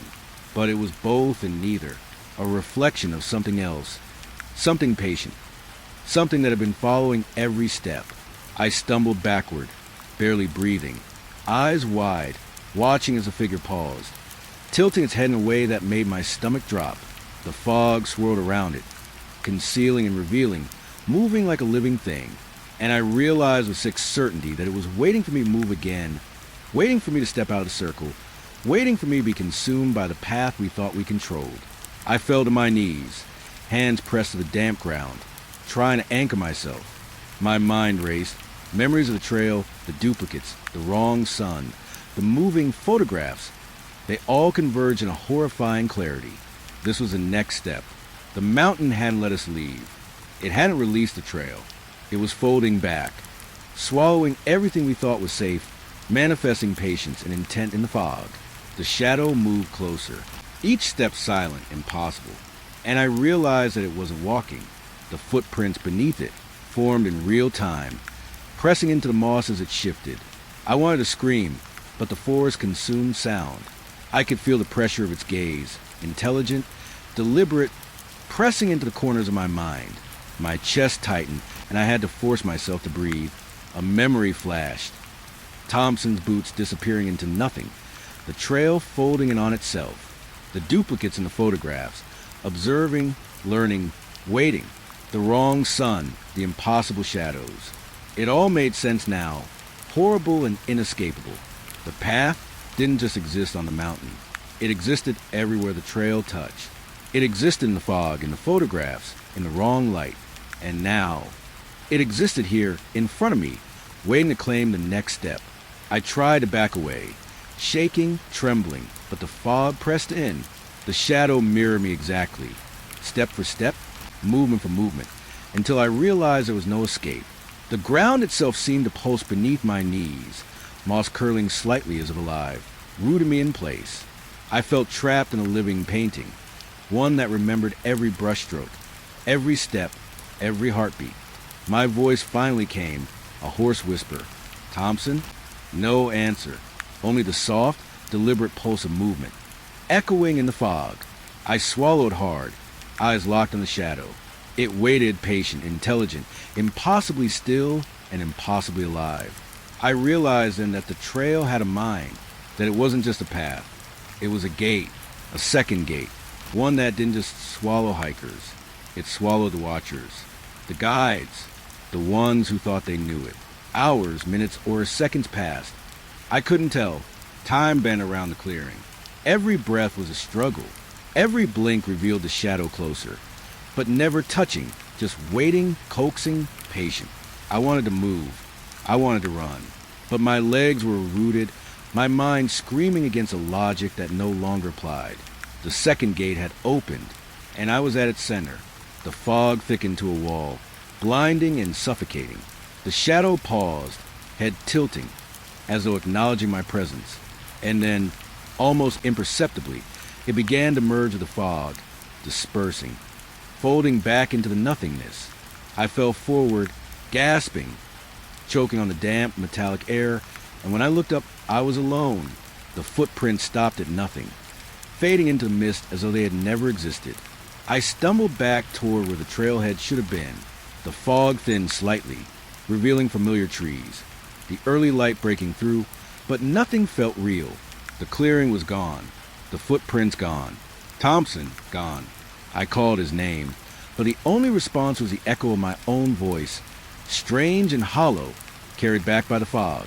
I drove home in silence, shaking, every shadow outside the car window twisting impossibly, whispering.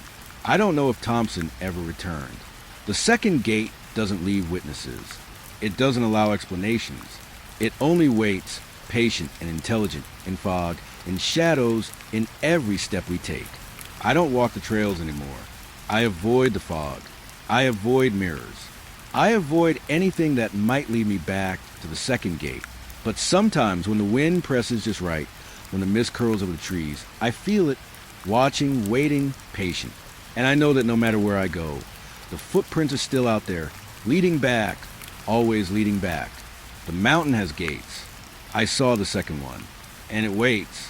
I first noticed him standing at the edge of the lobby, trembling, coat soaked through, shoes scuffed and wet, like he had run straight from the rain. His eyes were wide, darting to every corner, every shadow.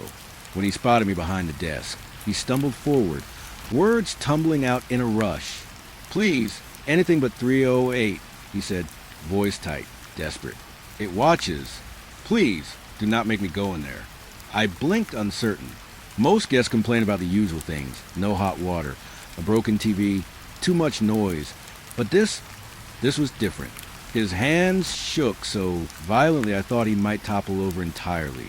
I asked him if he wanted a different floor, a single instead of a double, anything else. He shook his head frantically. No, just not 308. I can't stay there. It knows. It watches. Please. I tried to calm him, offered him room 412, then 215. Each time he refused, muttering under his breath about eyes and walls, the ceiling, even the floorboards. I don't know why, but I felt my own pulse quicken. The hotel was old, built decades ago, creaking in ways that gave every gust of wind life. Shadows shifted under the chandeliers, stretching across the marble floor. Maybe it was just a storm outside, but the lobby suddenly felt alive. "Sir, you need to calm down," I said, keeping my voice steady, hiding the unease curling in my chest. "No one's in 308 right now. It's just a room, nothing more." But he flinched, recoiling as if I had spoken some kind of truth he feared. "No, you don't understand," he whispered. "It's not just a room. It watches. Don't make me go in there." I remember thinking how irrational it seemed. Yet there was something in his eyes, something I couldn't shake, that made the air feel heavier, like the storm outside had followed him in, like the shadows themselves leaned closer. I offered him a room on the 3rd floor, far from 308, and he nodded, relief flooding his features. Still, he kept glancing back toward the elevator, shivering, whispering, "Please, don't let it see me." I gave him his key card, watching as he moved toward the elevator. Each step was hesitant, careful, like he feared triggering some unseen presence. I called after him, asking if he wanted me to escort him. He shook his head, muttering something I couldn't hear, disappearing into the elevator as I hummed softly and the door slid shut. That night, I couldn't sleep. I kept thinking about him, about the fear etched into his face. 308. The number kept repeating in my mind, over and over, twisting, turning. The lobby lights flickered, shadows pooling under the furniture. I tried to convince myself it was nothing. Old building, creaky floors, I guess with a bad storm and a frayed mind. But something lingered, a tension that wouldn't leave. The next morning, I found him back at the desk, drenched again, eyes wide and frantic. He began, words choking off in a strangled gasp.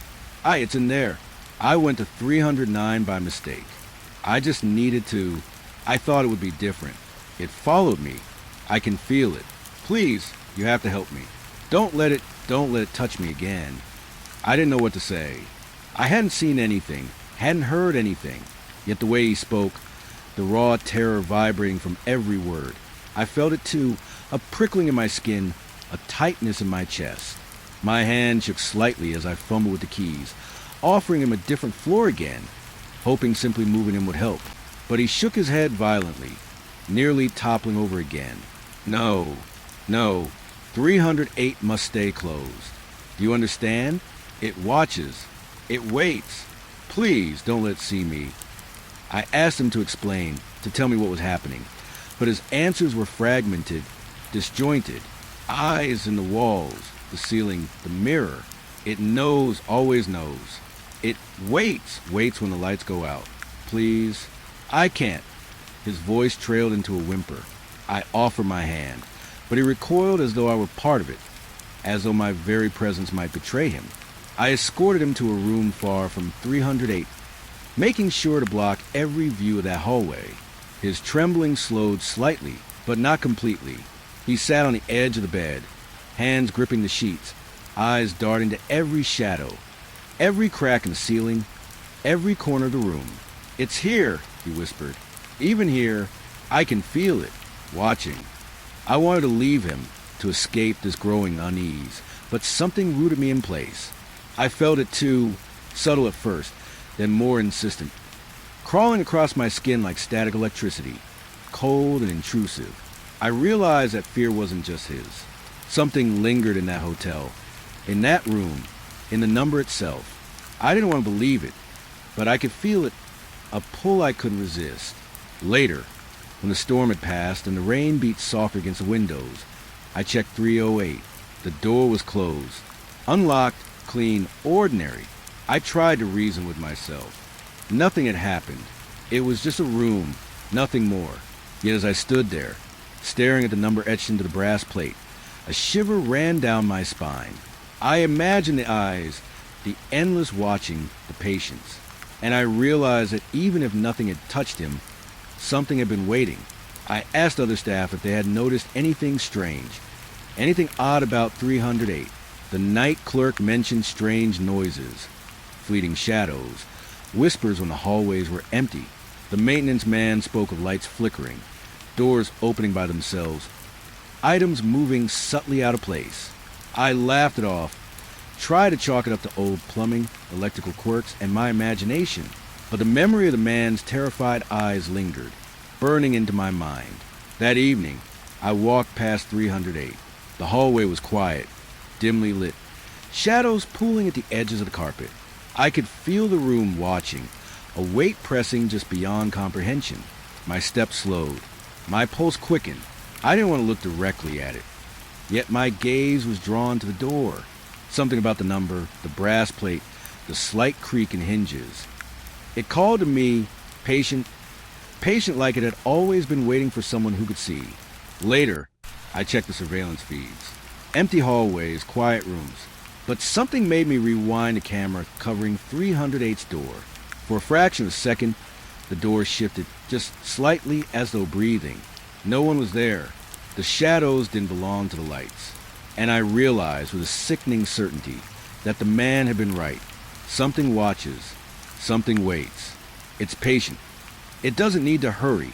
It only needs to exist, and those who cross its threshold become aware, become prey, become part of its calculation. I tried to sleep that night, but the images came unbidden. The man's terrified expression, the trembling hands, the whispered warnings. I imagined 308, its door closed, watching, waiting for the next guest, the next visitor foolish enough to think it was just a room. I thought about the air in that hall, heavy and waiting, about the creak of the floorboards, about shadows that lingered too long. I thought about how easily I could ignore it, walk past, and pretend it was nothing. But I couldn't. Something about it rooted itself in my mind, in my chest, in my vision. I found myself pacing the lobby in the early hours. Lights dim, rain still tapping against the windows. Every creak of the floor, every flicker of a bulb made me flinch. I imagined the door of 308 opening slowly, the room exhaling a breath it had held for decades. I imagined the walls watching, the ceiling, the corners, mirrors reflecting more than they should. I imagined eyes in the darkness, patient and endless. I thought about the man again, how he begged, trembling, desperate, muttering over and over, "It watches. Do not let it see you. Please, anything but 308. And I realized that his terror wasn't just madness. He had seen, he had felt, he had known. And for a brief, horrifying moment, I understood. The room doesn't need to move. It doesn't need to speak. It only needs to exist. And when you enter its orbit, even for a moment, it calculates. It waits. It watches. I didn't see the man leave. I don't know if he left at all, or if he disappeared into the storm outside, carrying the memory of its gaze with him. I only know that I stayed behind, staring at the brass plate, the number 308 etched in cold metal. I knew then that it wasn't the door or the furniture or the carpet that mattered. It was the awareness, the calculation, the quiet, infinite patience. And I knew that one day, someone else would check in, unaware, curious, indifferent. They would turn the key, step across the threshold, and it would be waiting, as it had waited for decades, as it had waited for him, for me, for everyone who thought a hotel room could be ordinary. I never approached 308 again. I never stayed on the third floor. The number haunts the hallway even when I'm not there. A presence that doesn't need form, doesn't need breath. It watches, always. And I've learned the hard way. Some doors are never meant to be opened. The next guest will learn, just as he did. It watches. I still remember the smell when I pushed open the door, that metallic, almost antiseptic tang that clings to old carpet and the lingering damp of air conditioning. Room 308, the same number that had haunted the last guest, the one who begged me not to send him there. I had tried to avoid it. I really had. But today, the storm outside had left a trail of silk travelers with nowhere else to go. Management insisted, and I was the one who had to turn the key. The hallway was quiet, darker than usual, shadows pooling unnaturally along the baseboards. Even the fluorescent lights flickered a little as I approached. I felt a pulse of tension crawl up my spine, the same uneasy as I felt when the first guest had pleaded, trembling, "It watches." I forced it down, told myself it was nerves, nothing more. A creaky building, tired wiring, a storm outside. Logic, reason. Yet every instinct in me screamed that stepping into 308 was like stepping into someone else's trap. I turned the key slowly, my hand shaking more than I wanted to admit. The door gave with a soft click. I pushed, and it swung open, the air inside heavy and warm, like the room had been holding its breath for years. The carpet looked lived in, but not recently. A thin layer of dust clung to the nightstand. The bed was made neatly, perfectly, but the corners of the sheets curled upward, as though something beneath had shifted and retreated just before my arrival. I stepped in carefully. The lights buzzed softly overhead. The furniture was normal, old, varnished wood, the chair in a corner with a slight tilt. Yet everything seemed slightly out of sync, like the room had been waiting for me, stretching, adjusting, breathing. I knelt to examine the nightstand and saw something I couldn't explain. A pile of receipts, stacked carefully, almost ceremoniously. I picked up the top one. My stomach dropped. The date, the year. I stared for a long moment, certain my eyes were playing tricks. But no, the receipt was dated 3 years in the future. I blinked, tried to rationalize. Perhaps the hotel system was glitching. Maybe someone had pre-printed forms, a mistake in the housekeeping logs. But the next receipt told the same story. Another date, 5 years ahead. And the next 10. I sank back against the bed, a cold sweat spreading down my back. My heartbeat hammered in my ears. The receipts were mundane. Coffee from the lobby, minibar snacks, a pizza delivery. But the dates, impossible. I felt the air shift, thickening, pressing in on me from all sides. The room smelled different now, like ozone and damp earth, like something old and patient had taken residence. I heard a soft rustle behind me. I spun, but the room was empty. Nothing moved, yet the air felt alive. Shadows clung to the corners, stretching subtly, almost deliberately. I imagined movement in the reflection of the mirror, a tilt of the head that wasn't mine, and my hands clenched into fists. I told myself I was imagining it, that the receipts, the darkness, the quiet were combining in my mind, twisting perception. Yet deep down, I knew it wasn't imagination. Something was here, patient, deliberate, waiting. I gathered the receipts, careful not to drop them. The ink was sharp, fresh, impossibly precise. I wanted to throw them away, tear them, burn them. But even as I imagined it, I hesitated. It felt like touching them would awaken something, like acknowledging their existence would give the room more life, more patience. I tucked them into my jacket pocket. Better leave them untouched. I told myself to keep some distance between me and the impossibility I had found. The bed shifted subtly as I moved toward the door. The chair in the corner tilted a fraction, as though nudged by an unseen hand. My breath caught, cold sweat running down my spine. I forced a step forward, heart hammering. The lights flickered, and for a split second, I swore I saw a figure crouching low, just beyond the threshold of shadows, watching. I froze, muscles locked. Then nothing. The room was empty again, yet my pulse refused to slow.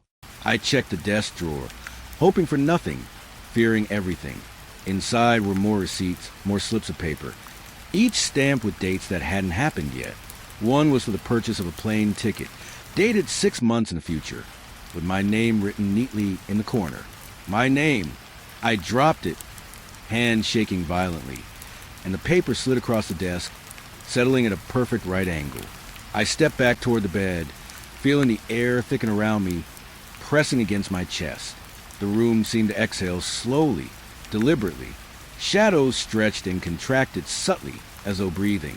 I realized with a cold certainty that this wasn't just a room. It wasn't just old furniture or creaking boards. It was aware. It had been waiting, and it had known I would come.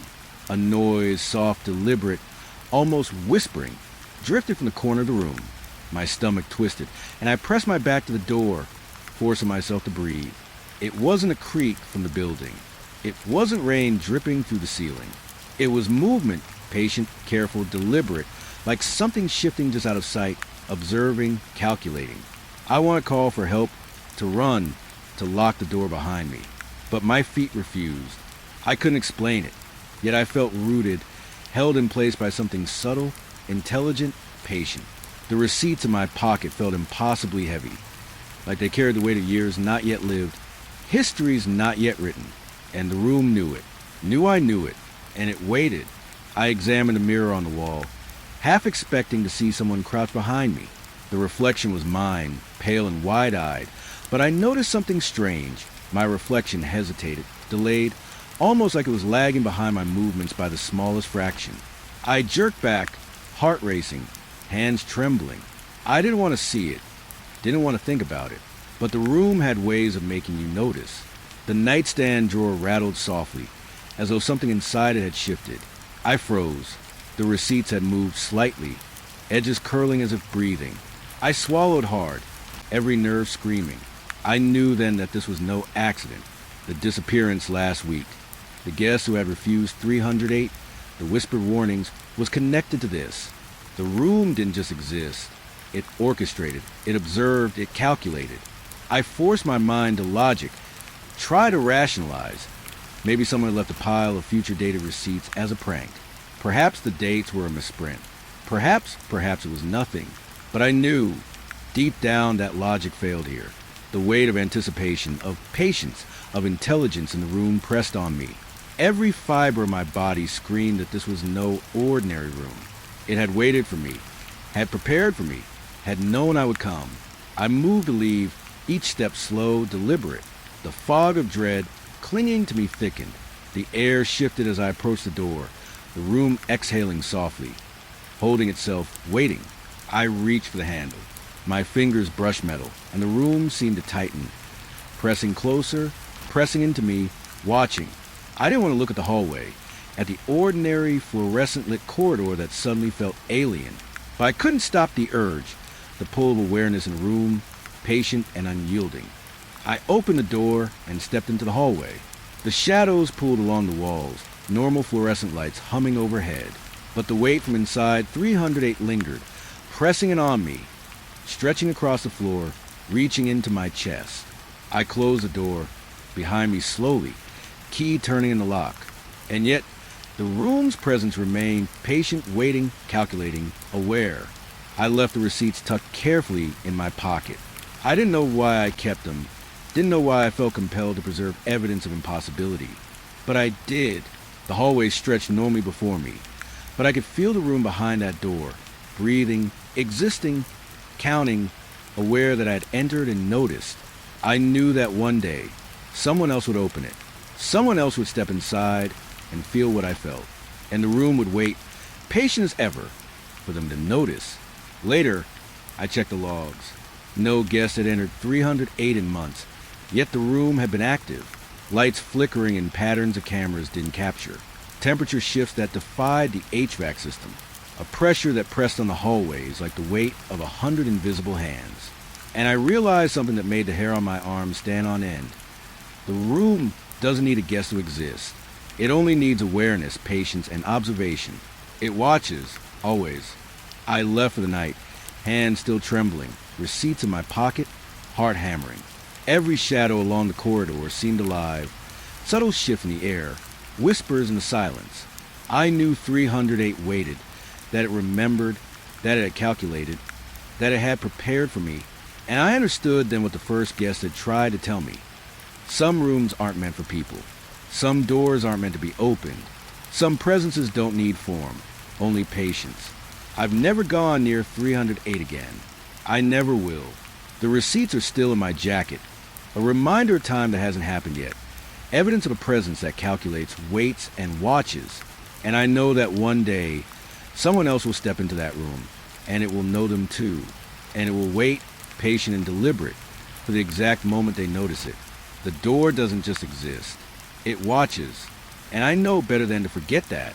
I have been on this street 100 times before, the same cracked asphalt, the same flickering streetlights, the same quiet hum of a town pretending it was asleep. Nights like these made me feel both invisible and exposed, like I was walking through someone else's memory. My partner, Jensen, kept his eyes on the rearview mirror, but I noticed he kept glancing at the same dark corner near the old gas station, the one with graffiti that looked like a warning, though I never knew in what language. The call came in just past 10, a missing teenager. Nothing fancy, nothing messy, just another kid wandering off. Parents panicked, neighbors worried, dispatched calm and sterile over the radio. Routine, they said, but routine never smelled like this. The air was sharp, what with the threat of rain, and there was a smell I couldn't place. Faint, almost metallic, but not blood. Something older, something rusted into the streets themselves. We drove slowly through the neighborhood, the cruiser's headlights slicing through the mist like a blade, illuminating empty lawns, parked cars, and shadows that moved just a fraction too fast to be human. I found myself thinking of the last missing teen call I had been on, almost a year ago. Same time of year, same streets, same unease creeping in my chest. Jensen didn't notice me zoning out, and I didn't tell him. Some things you keep to yourself. They keep you safe and sometimes sane. Dispatch called again, breaking the silence in my ears. Unit 3-1, have you located the subject? The voice was clipped professional. I tried to answer calmly, but my stomach clenched. Negative, dispatch. Just canvassing the area. Well, update. The teen's house wasn't far. A modest two-story with peeling paint, and a yard overrun with weeds. A swing in the front yard swayed slightly in the wind, squeaking a rhythm that sounded too much like a heartbeat. I could almost feel the pulse beneath the soles of my boots as I walked up the driveway. The door was locked, the windows dark. Jensen stayed back in the car, radio in hand, his silhouette stiff against the dashboard glow. I knocked on the door anyway, half hoping someone would answer, half hoping no one would. No response. The air inside smelled faintly of damp wood and something sweet, almost cloying, like candy left out too long. I frowned, tracing my fingers along the chipped doorframe. Something tugged at the edge of my memory, like I'd been here before. Not this house exactly, but something about it, the swing, the weeds, the smell. I shook my head and turned back to the cruiser. Jensen's eyes caught mine, and he gave a small nod, just a fraction of reassurance. Nothing, he said, his voice low. We checked the next block? I nodded, though part of me wanted to linger, to see if that nagging déjà vu would make sense if I stared long enough. We moved on. The streets stretched out before us, houses blurring into each other, all of them silent, all of them waiting. I kept noticing little things. A lamp swinging despite no wind, a shadow that seemed to stretch longer than it should, a figure at the end of a driveway that vanished when I blinked. My chest tightened with each repetition. Something was wrong, but I didn't know what. Then I saw her, a girl, no older than 15, standing at the edge of a cul-de-sac, her hoodie pulled up, hands stuffed in pockets, staring at the ground. My heart jumped, and I yelled through the megaphone, "Hey, you okay?" She didn't flinch, didn't even lift her head. Her hair was dark, damp, plaster to her face, and her eyes, when they finally met mine, felt hollow, almost like she was a shadow wearing a body. Jensen jumped out beside me, hand on his gun, but not reaching for it. "Hey, it's okay.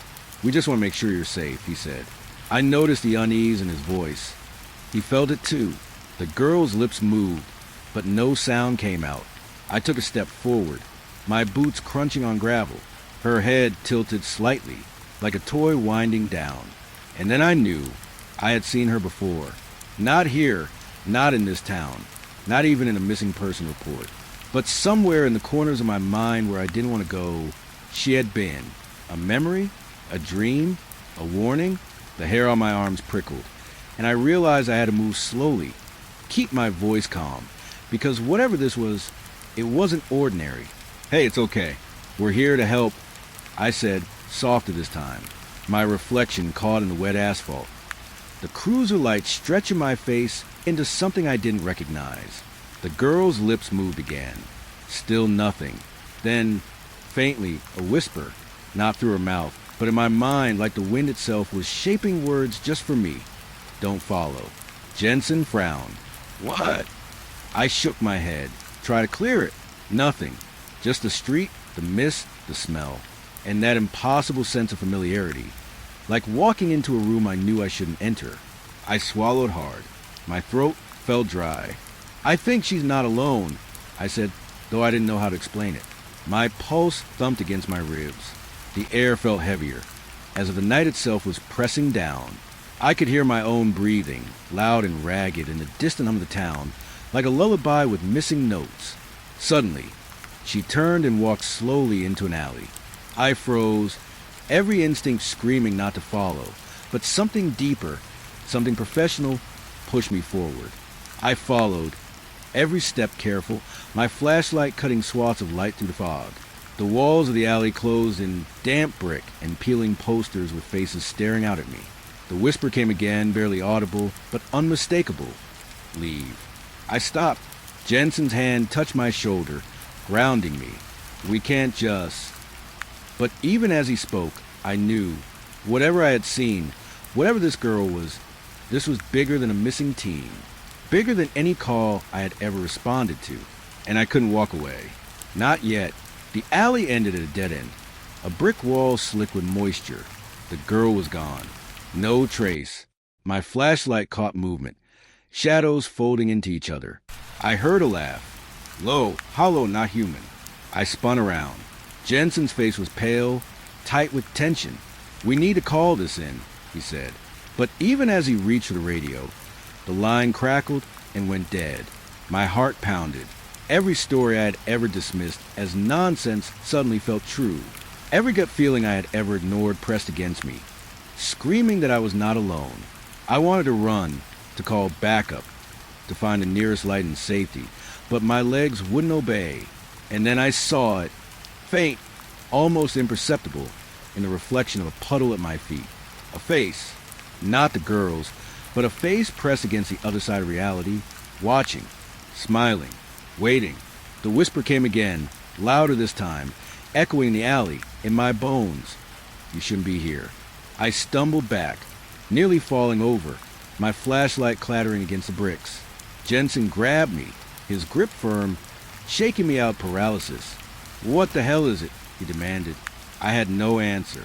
I didn't need one, because I had been here before. Not in this alley, not in this town, not in this life.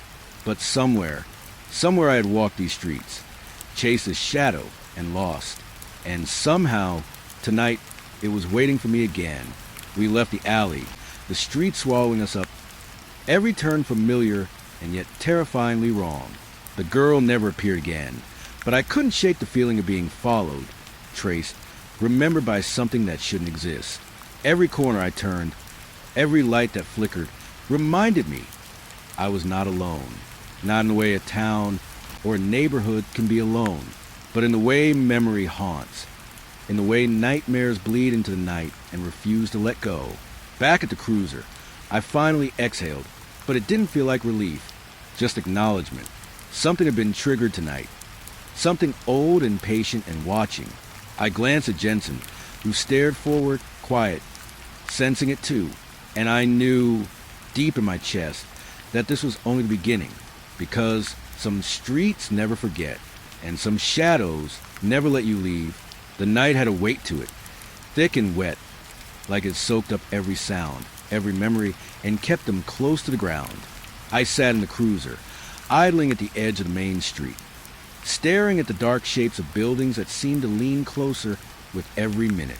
Jensen was quiet, his hands folded over the wheel, his eyes tracing familiar streets as if they might tell him what was wrong. I didn't say anything either. The air smelled like wet asphalt and something deeper, like old smoke mixed with iron.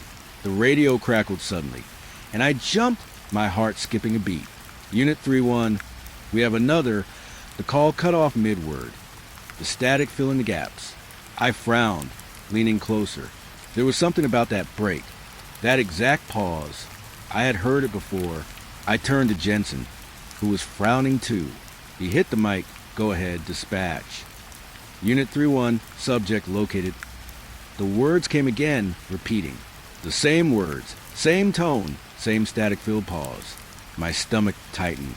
I had heard these words before. Last year, the year before. Every time I walked these streets at night, the same call, the same repetition. A ghost in the radio, or maybe in my mind. I rubbed my face, try and push the feeling away, but it only grew. The streets felt smaller now, pressed in like the night itself had learned my name. Jensen noticed my silence. "You okay?" he asked. I nodded quickly, but it felt like lying, because the truth was I wasn't okay. Not at all. My memories were folding into the present, and I couldn't tell where one ended and the other began. The calls continued, each one slightly different, yet the same. They spoke of missing children, abandoned cars, shadows seen but never caught. Each dispatch repeating itself, echoing through the night like a recording on loop. I felt my fingers curl around the steering wheel. Each call felt like a thread pulling at my mind, unraveling the edges of reason. I tried to tell myself it was just coincidence, that radios sometimes replay old transmissions. But when the call came again, the static sounded almost like a voice whisper my name. Not the radio operator. Something else. Something patient. Waiting. I could hear Jensen muttering numbers into the mic, trying to reset the channels. "It's just interference," he said, voice low, trying to convince himself. But I knew better. The interference was never random. It was deliberate, or at least it felt that way. We moved slowly down the streets, following nothing and everything. Every house looked the same, empty windows reflecting the cruiser's lights back at us like eyes. And behind those eyes, I could feel the echoes of the past, calling, watching. "Do you hear that?" I asked, almost whispering. Jensen shook his head. "Hear what?" I swallowed, realizing how ridiculous I must sound. The calls, they're repeating. He frowned, gripping the wheel tighter. "It's been a long night. Probably just..." His words stopped as the radio hissed again. The same call, the same pause. Only this time, I swear I could hear laughter woven between the words. A soft, ragged, almost human sound, but not quite. My chest tightened. I leaned forward, staring into the dark streets, my mind tracing every corner, every shadow. Something moved just at the edge of my vision. Something I couldn't quite see, but I could feel it. The echoes weren't just voices. They were warnings, or invitations. I wasn't sure which, but my gut told me it wasn't friendly. We pulled over near an alley I remembered from last year. The walls were slick with rain, the posters peeling and faded. I could hear the echoes stronger here, bouncing off the bricks. The calls weren't just on the radio now. They were around me, pressing in from every direction. Every missing child, every repeated call, every untraceable shadow seemed to breathe in the same rhythm as my own heartbeat. "Stay close," I said, almost without thinking. Jensen nodded, his eyes darting to every shadow, every movement. I could see the reflection of the streetlights in his eyes, sharp and anxious. I stepped out of the cruiser, boots splashing the puddles, flashlight cutting through the fog. Each step made my chest tighter, like the night itself was squeezing me. I could hear faint whispers with every crackle of static, soft words that curled into my ears and then vanished. Then I saw her, a girl, dark hair plastered to her face, hoodie soaked through, standing at the edge of the alley, just like last year, just like the year before. Her eyes met mine, hollow, endless, echoing some memory I could not place. My stomach dropped, and for a moment I couldn't move. She wasn't running, wasn't hiding. She was waiting, watching, and somehow I knew she had always been there. The radio crackled again. Same call, same pause. And this time I heard it clearly. My name whispered between the static. "Jensen," I said, voice trembling. He turned, eyes wide. "Do you hear?" The call cut him off mid-word. I stepped forward, trying to steady myself. The echoes followed me, repeating, layering over each other, until every sound in the night became part of the same pattern. Every step, every breath, every heartbeat was mirrored somewhere else, somewhere I couldn't reach. I could feel the déjà vu press against my skull. The same alley, the same girl, the same radio calls, and the laughter, soft and ragged, wrapped around my mind like smoke. I swallowed, trying to remember the last time this happened. Last year? The year before? It didn't matter. It always felt the same, always ended the same.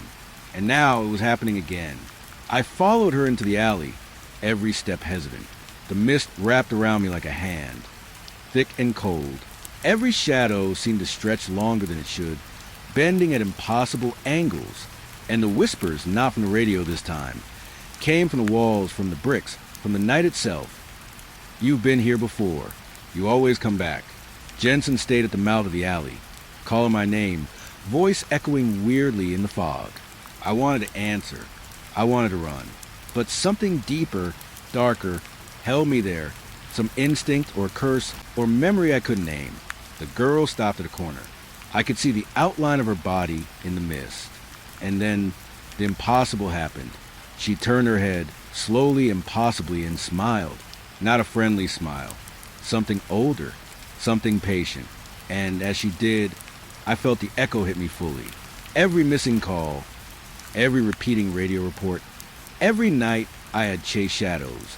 It had been leading me here, to this corner, to her, The radio screamed one last time, cutting through the night like a knife. Static, my name, and then silence. I stumbled back, heart pounding, mind racing. Jensen's hand found mine, grounding me. What?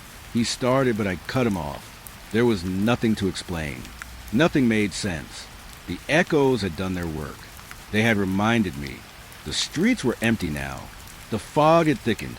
Swallow in the alley, the girl, the echoes. But I knew they hadn't gone. They were waiting, patient, layering the night over itself until I couldn't tell where past and present ended. I climbed back into the cruiser, shaking, trying to steady my breathing. Jensen was silent, eyes wide, hands white on the wheel. We drove slowly, headlights cutting through fog that seemed to pulse with each repeated call. The radio stayed quiet for a while, too quiet, and then, just before we reached the main street, it crackled again.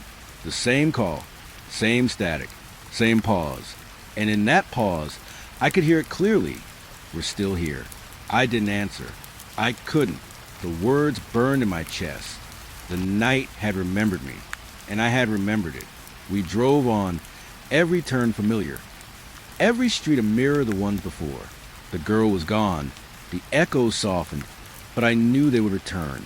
They always did, because some nights never end. Some calls never stop, and some shadows. They remember you long after you think you've forgotten them. By the time we returned to the precinct, the sun had started to push the fog back, softening the night's edges. But I could still hear the echoes, faint, layer beneath the city's morning hum. Every call I had answered, every missing child, every repeated report. It was all waiting for me, patient and unyielding, in the static that never quite died. I sat in the locker room, head in my hands, thinking about the girl, thinking about the radio, thinking about the repeating nights. Every year, every call, every echo, it led here. And somehow I knew next year it would start again, because the night remembers, and the night waits. The night was thick, heavier than usual, like it had settled over the town and refused to move. I was driving slow, headlights slicing through the fog in uneven beams. Every shadow seemed alive, flickering at the edges of vision, stretching longer than it should. Jensen kept quiet beside me, his eyes scanning the road ahead, but I could feel him tense in ways that even silence couldn't hide. The call had been simple at first.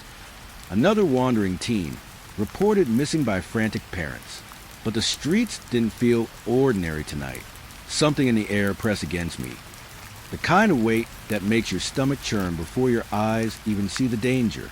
We turned down an empty side street, headlights catching on something that made me freeze. Silhouettes. At first, I thought they were trees or mannequins abandoned in someone's yard. But then I noticed their position. They were frozen mid-run, limbs stretched as if the motion had been captured by some invisible camera. Not natural, not normal. My chest tightened. I wanted to tell myself it was a trick of the light, a shadow bending in the fog. But I'd learned to trust that gut that screamed when something was wrong. And it was screaming. I slowed the cruiser, gripping the wheel so tight my knuckles turned white. The silhouettes didn't move. Not a twitch. Not a flicker. Just there, caught in some silent moment that felt older than the street, older than the night itself. Jensen noticed it too. "Belle, what the hell?" His voice was low, shaky, the kind of tremor you only get when the rational mind fights hard against the impossible. "I don't know," I said, voice quiet, almost a whisper. "But they're frozen." We drove closer, headlights sweeping over them, and that's when I saw the faces. Not clear, not detailed, just shadows. But the stillness made the fear worse than any movement could. They were running from something or towards something, or maybe just caught in a moment we weren't meant to see. I swallowed hard. My pulse was loud in my ears. Every instinct screamed to look away, to drive past and pretend I hadn't seen anything. But I couldn't. I didn't want to. Some part of me needed to know what had stopped them, what had trapped them in that impossible pause. I killed the lights, letting the cruiser's darkness swallow me for a second, and blinked. When I flicked them back on, the silhouettes were still there. Same positions, same frozen terror. And yet, something had changed. The air around them, it moved differently. The fog twisted in patterns, coiling around their forms like smoke. My stomach knotted, a cold spiral that wound tighter with every second I stared. It wasn't just that they were frozen. It was that they were waiting, watching, aware of me. Jensen's hand shook on the dashboard. "We shouldn't be here," he muttered. I wanted to argue, to tell him we had to investigate, but words died in my throat because I already knew we were too late, or maybe too early. I switched on the cruiser's searchlight, sweeping it over the street in wide arcs. The fog caught it, scattering beams like fractured glass, and then something moved, not the silhouettes, not directly, but behind them, a ripple, subtle at first, like heat rising off asphalt, and then more, a shadow that didn't belong to anything, twisting in shapes that were wrong. My breath hitched, my hands trembled, gripping the wheels so tightly I could feel the leather cut into my palms. The silhouette stayed frozen, oblivious to the shifting shadow behind them. Or perhaps they saw it and couldn't move, couldn't breathe, couldn't do anything but exist in that impossible pause. I turned the searchlight, following the shadow's movement, and it led me down the street to an abandoned house, windows black, door hanging open. My stomach churned. I could feel the echoes of something old, something patient, pressing against the walls. The silhouettes weren't moving, but I could feel the tension in their posture. They were anticipating. I wanted to reach the radio, to call it in, but I didn't. Not yet. My voice would have sounded too small against the silence of the night, against the impossibility of what I was seeing. We crept forward slowly. Each turn of the wheels felt measured, heavy, like the night itself was holding us back. I could hear my own breathing, too loud, too ragged, and the fog seemed to twist with it. Every beam of light revealed more shadows, more frozen forms, each caught mid-motion, each holding a story I couldn't hear but felt deep in my chest. And then I saw her, the girl from the other calls. Hoodie dark, wet hair plastered her face. She wasn't running. She wasn't even frozen like the others. She was kneeling, hands pressed to the ground, staring at something just beyond my vision. The air around her shimmered, fog moving against her like water. I swallowed hard. Every instinct screamed that I shouldn't approach, that she was a lure, a warning, or maybe both. The searchlight flicked over the other silhouettes again. They seemed to flinch or twitch. I wasn't sure. The fog twisted tighter around them, and for a moment, I thought I saw eyes behind the shadows, watching, judging, waiting for me to make the next move. I remembered the other nights, the repeating calls, the deja vu that pressed into my bones. And now this, the frozen forms, the shifting fog, the girl kneeling in impossible stillness. It wasn't random. It was part of the pattern, a design I couldn't yet understand. Jensen leaned closer, whispering, "We need to pull back." But even as he said it, I knew we were already too deep, too close to whatever it was that bent a night like this. I nodded, though, because some part of me still wanted the illusion of control, still wanted the safety of rational thought. I kept the searchlight sweeping.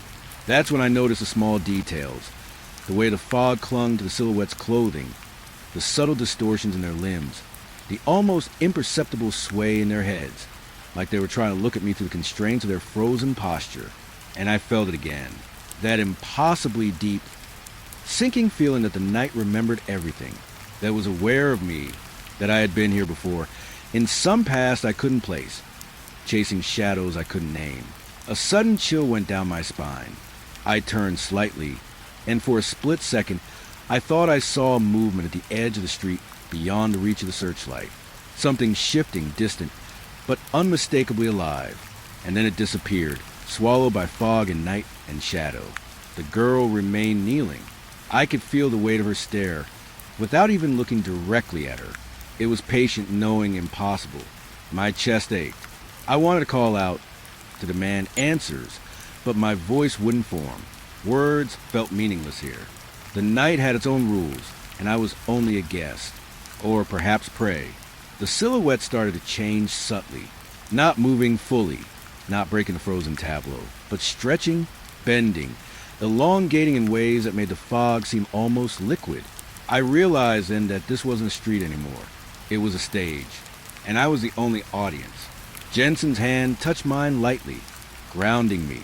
I wanted to say something, but the words would have been lies. Nothing could describe this. Not to him, not to Dispatch, not even myself. The searchlight swept across the street again, catching every shadow, every impossibly still form, and I felt my stomach knot tighter, a spiral of fear and recognition that I couldn't escape. I remember the calls, the repeated reports, the missing children.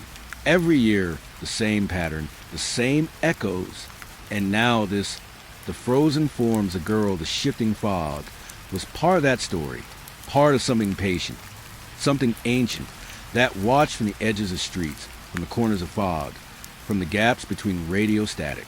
I swallowed hard. My hands shook. The night didn't offer answers. It offered observation. It offered memory. And it offered the knowledge that this moment, this impossible frozen tableau would repeat. Perhaps tomorrow, perhaps next year, perhaps forever. I killed the searchlight briefly, letting darkness swallow me, letting my eyes adjust. And when I flicked it back on, the silhouettes were gone. The girl, too, vanished. The fog settled. The street looked ordinary again, almost banal, and yet I knew better. I had seen too much, felt too much. The night had left its mark. Jensen exhaled beside me. "We should report this," he said. But I shook my head. There were no words for this. There were only memories, echoes, and the oppressive certainty that the night had already decided we were part of its story. We drove on slowly, headlights cutting through fog that had returned, soft, almost ordinary. Every corner felt familiar, every shadow a whisper. And I knew that this night, like so many before it, would not let me forget, because some nights don't end, some streets don't sleep, and some shadows, they wait, patient, unmoving, until you notice them, until you see them frozen mid-run. I didn't sleep that night. Couldn't. Every time I closed my eyes, I saw the silhouettes again. The girl kneeling, the fog coiling, the searchlight slicing through darkness. And I understood, with a creeping, sinking certainty, that the night would remember me long after the street returned to silence. I would remember it too. The precinct was quiet when I walked in, the kind of quiet that doesn't promise rest. It presses against your ears, makes the air heavy, and leaves your own heartbeat sounding like a hammer. The fluorescent lights flickered above, buzzing faintly, and I couldn't shake the feeling that they were watching me back. Jensen had left early, citing paperwork he could do at home, leaving me alone with the files. At first, I tried to focus, scanning the reports of missing teens, abandoned cars, and runaway calls. Routine, sterile numbers and names organized neatly into columns. But even as I tried to concentrate, the edges of the pages seemed to blur. It started with a name I didn't recognize, then another, and another, until one hit me like a punch to the chest. My own name, printed in neat black letters, stamped and logged, listed among the missing persons reports. I blinked, thought it must be a mistake, a clerical error. I rubbed my eyes and looked again. No, it wasn't a mistake. There it was, Bell, my full badge number beside it, date listed, tonight. I could feel the air leave my lungs. My hand shook as I reached the file, flipping through the surrounding pages. Every name felt like it should belong to someone else, yet none of them carried the wrong weight. But mine carried something familiar, something impossible, something that made the blood in my veins freeze. I leaned back in my chair, heart pounding, and tried to breathe. This had to be a prank. Maybe someone had found an old log from years ago. Maybe Jensen was pulling some twisted joke. But the paper was real, solid in my hands. Ink didn't lie. And the date, it said tonight. I checked the other files, searching for patterns. There were dozens. Reports of kids, teens, and even adults vanishing. None of them found. All of them marked with a date and a note. Last seen. And then I noticed it. The pattern. Every single person had been reported missing on a night like this. Fog. Streets empty. Headlights cutting through darkness. Every single report ended with repetition of the same strange call on the radio. The one that had been echoing through the streets for years. And now, me. I slammed the file shut, my knuckles white, my stomach twisting. The office felt smaller, the shadows in the corners stretching closer. I tried to tell myself it was coincidence, some bureaucratic error that could be explained rationally. But the rational part of me was shouting in the background, drowned out by something far older and sharper. Fear.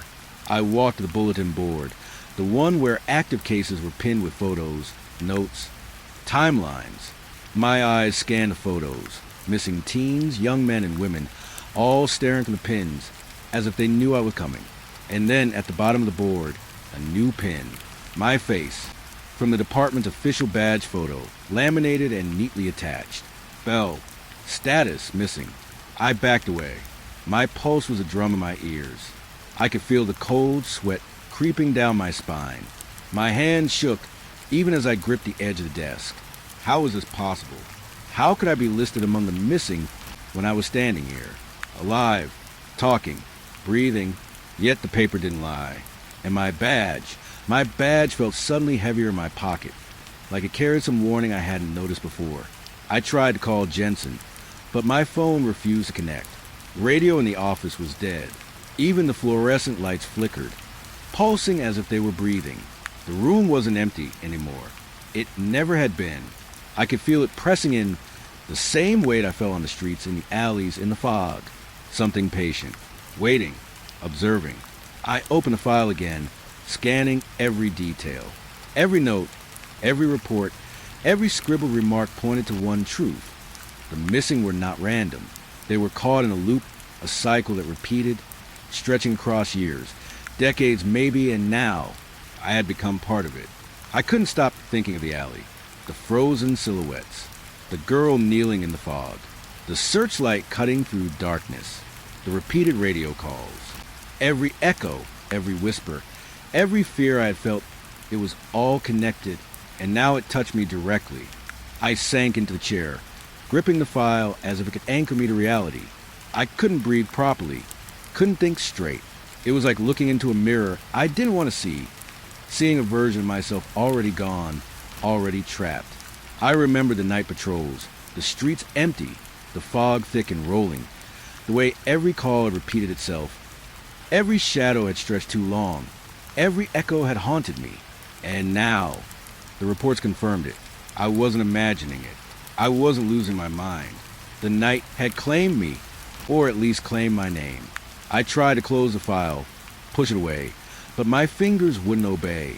They lingered on the paper, tracing the letters, feeling the weight of inevitability pressing through the ink. Every missing person, every report, every echo led here. To me, I thought of Jensen again, alone in the dark somewhere, not knowing what I had found, not knowing that the night had already wrapped around me. Patient, waiting, watching. I wanted to warn him. I wanted to run. But the air felt thicker, heavier, like it had already decided I wouldn't leave. The office seemed to shift. Shadows deepened. Corners folded into darkness that wasn't there before. I could feel the past pressing in. Every repeated call, every frozen silhouette, every whisper threading to the night and into this room. My heart raced. I couldn't tell if the pounding was mine, or if it was echoing from somewhere else, a rhythm that didn't belong to me alone. I looked at the board again. The photos stared back. Missing eyes, missing faces, missing lives, and among them my own. My mouth went dry. I realized I hadn't noticed my reflection in the glass of the bulletin board before. I leaned closer. I wasn't reflected. The badge photo stared back, but not me, not alive, only the image printed and pinned. And the hollow weight of recognition settled over me. I was part of the missing now. I wasn't just investigating anymore. I was being cataloged, logged, anticipated. The room felt colder. I could hear faint whispers curling in the corners, unintelligible but distinctly present. I wasn't alone. Not the way a building is empty. Not the way a desk is still. Something old, patient, persistent, something that had observed. Every call I'd answered, every shadow I'd chased, every night I patrolled was here, and it knew my name. I gripped my badge, feeling the metal press against my palm, grounding me, or maybe reminding me of the irony, the symbol of authority, of control, suddenly felt meaningless. Paper could record my name, pins could display my face, but none of it changed reality. I was on the list, and in the kind of night that repeated itself, that caught people in loops, that trapped shadows and whispers into static. Being listed was the first step. I tried to tell myself I could fix it. I could leave, alert Jensen, report the discrepancy, find a rational explanation. But deep in my chest, I knew better. The night had already decided. The echoes had already recorded me. And even if I tried to escape, I would find myself in the same streets, same fog, same calls repeating, until my name was no longer on paper alone, but in reality, in memory, in the weight pressing down on the streets themselves. I sank back into the chair. My vision blurred. The office seemed to breathe with me, or I with it. Every shadow moved just slightly, the bulletin board flickering in the fluorescent light. I could almost see the silhouettes in the corners, frozen mid-motion, watching, waiting. Every repeated call, every echo of static, every missing person. They weren't warnings. They were invitations. And now I had accepted. I wanted to scream, to rip the files apart, to tear the badge from my pocket, but the sound caught in my throat. Even the air seemed to resist. I realized with a sinking certainty that being listed wasn't just symbolic. It was a statement, a claim, and there was no room for argument. I thought about the patrols, the alleys, the fog, the searchlight cutting through the night, the girl kneeling, the frozen figures, and now the office, the files, my name, all of it connected, a chain I could not break. And in that connection, a horrifying clarity. I had been counted before I was gone. I could feel the hours stretching ahead. I could feel the inevitable repetition, the loop, the pattern, the night remembering me and waiting to fold me into its sequence. I wasn't just Bell the officer. I was Bell the listed, Bell the watched, Bell the patient shadow waiting in someone else's headlights. The whispers rose, soft, insistent, layered over the buzz of the fluorescent lights. I could feel them in my ears, pressing against my skull. I couldn't move, couldn't think clearly, only feel. And in that feeling, I understood that this night, like so many before, had chosen me. And somehow, somewhere beyond the office walls, beyond the fog, beyond the static, beyond the frozen silhouettes and kneeling girls, the night was smiling, because I was no longer just investigating. I was listed, I was counted, I was already part of the story. I touched the badge again, feeling the weight of its metal, its cold certainty. It didn't protect me. It didn't matter anymore. My name on the file was louder than my voice, more permanent than my footsteps. I was on the list, and when the next call comes, the echo will call me by name. The fog rolled in thick, heavy, swallowing the edges of the road before I even realized it. My headlights cut swaths through the gray, but it wasn't enough. Everything beyond the beams looked wrong, muted, distant, like I was staring through water. I hadn't expected to be out here tonight. The patrol had been quiet, routine, nothing out of the ordinary, until I saw it. A car, parked on the shoulder, engine still running. Not the kind of running that puffs smoke or groans with age. Just quietly humming, idling as though it had been waiting. The lights were on, low and yellow, flickering faintly through the fog. The doors were shut. No movement, no sound beyond the engine's soft growl. I slowed the cruiser, feeling that familiar tightness coil in my chest. Something was wrong. I didn't need training to tell me that. The street was deserted, not a house or porch light in sight. Nothing moved. Not even the wind seemed to dare disturb this scene. I parked a safe distance away, cutting the engine so the cruiser would be silent. Jensen was beside me, tapping the mic but saying nothing. He knew better than to break the quiet too soon. Some nights, the silence speaks louder than words. The fog hugged the ground, curling around the abandoned car like fingers. I could see the tires, one flat, pressed against the wet asphalt, glistening in the dim light. It looked ordinary, forgotten, but my gut told me it wasn't. Not tonight. I grabbed the flashlight from the cruiser, the beam cutting a narrow tunnel of light ahead. Step by step, I approached the car, boots crunching softly on gravel. The engine hummed steadily, unbothered by my presence. Every instinct I had screamed to stay back, to wait for backup, to do something. Anything but curiosity, and something darker edged me forward. The driver's side door was locked. The windows fogged from the inside, obscuring the interior. I could hear my own heartbeat, loud and wrong. I pressed my palm against the glass. Warm, not cold like it should have been if abandoned. Someone inside?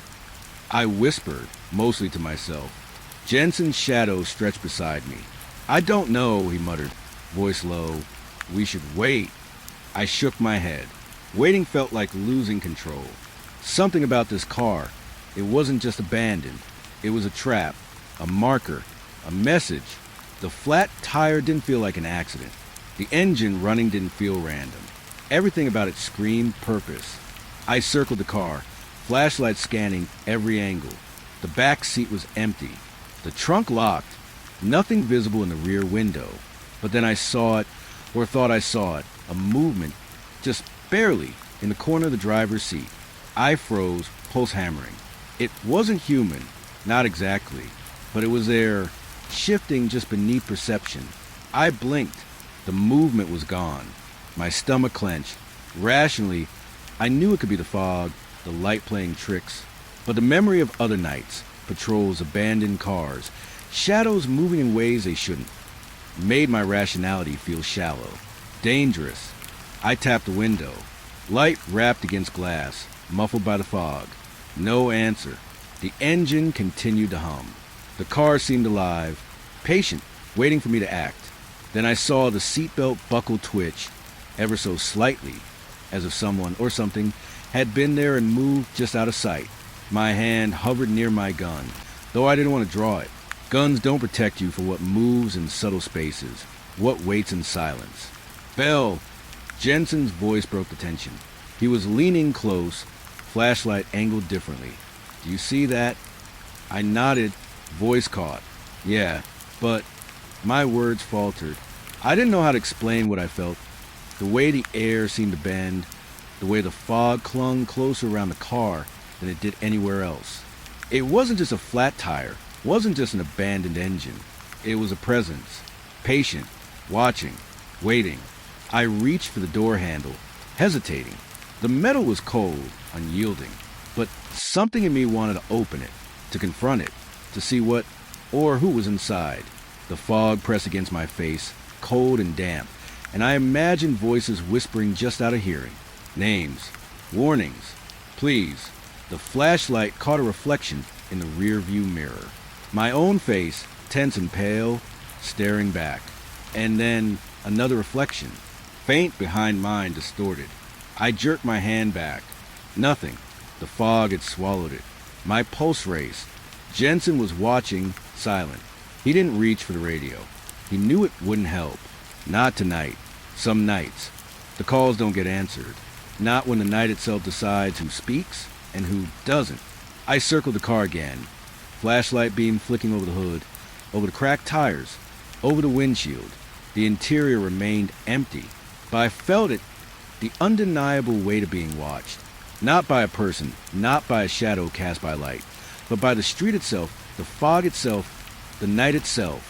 And I knew, somehow, I had stepped into its line of sight. A softness came from the engine, subtle but deliberate, not mechanical. Breathing, not outside, not human. My stomach nodded. I stepped back, flashlight beam sweeping across the pavement, the gravel, the fog.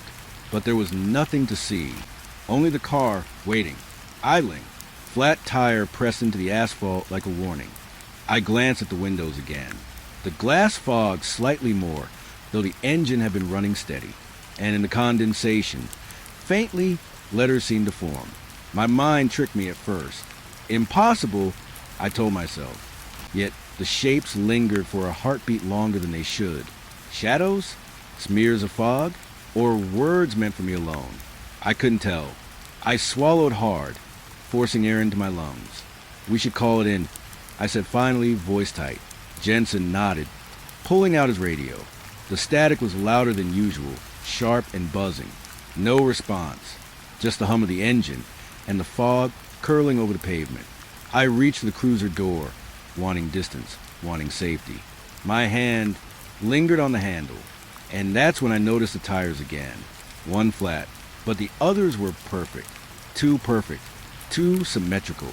And the angle of the car, it was as if it had been left deliberately, positioned to be seen, to be noticed, to lure. Something in my chest tightened. A memory surfaced from months ago. Another abandoned car. Another foggy night. Another shadow just out of reach. I had dismissed it then. I couldn't dismiss it now. The pattern was repeating. The night had decided it was time again. I took a step back. The car remained, engine humming steadily. The fog thickened slightly, and I could feel the air bend, brush against my face like fingers. Not a wind, not natural, deliberate, patient.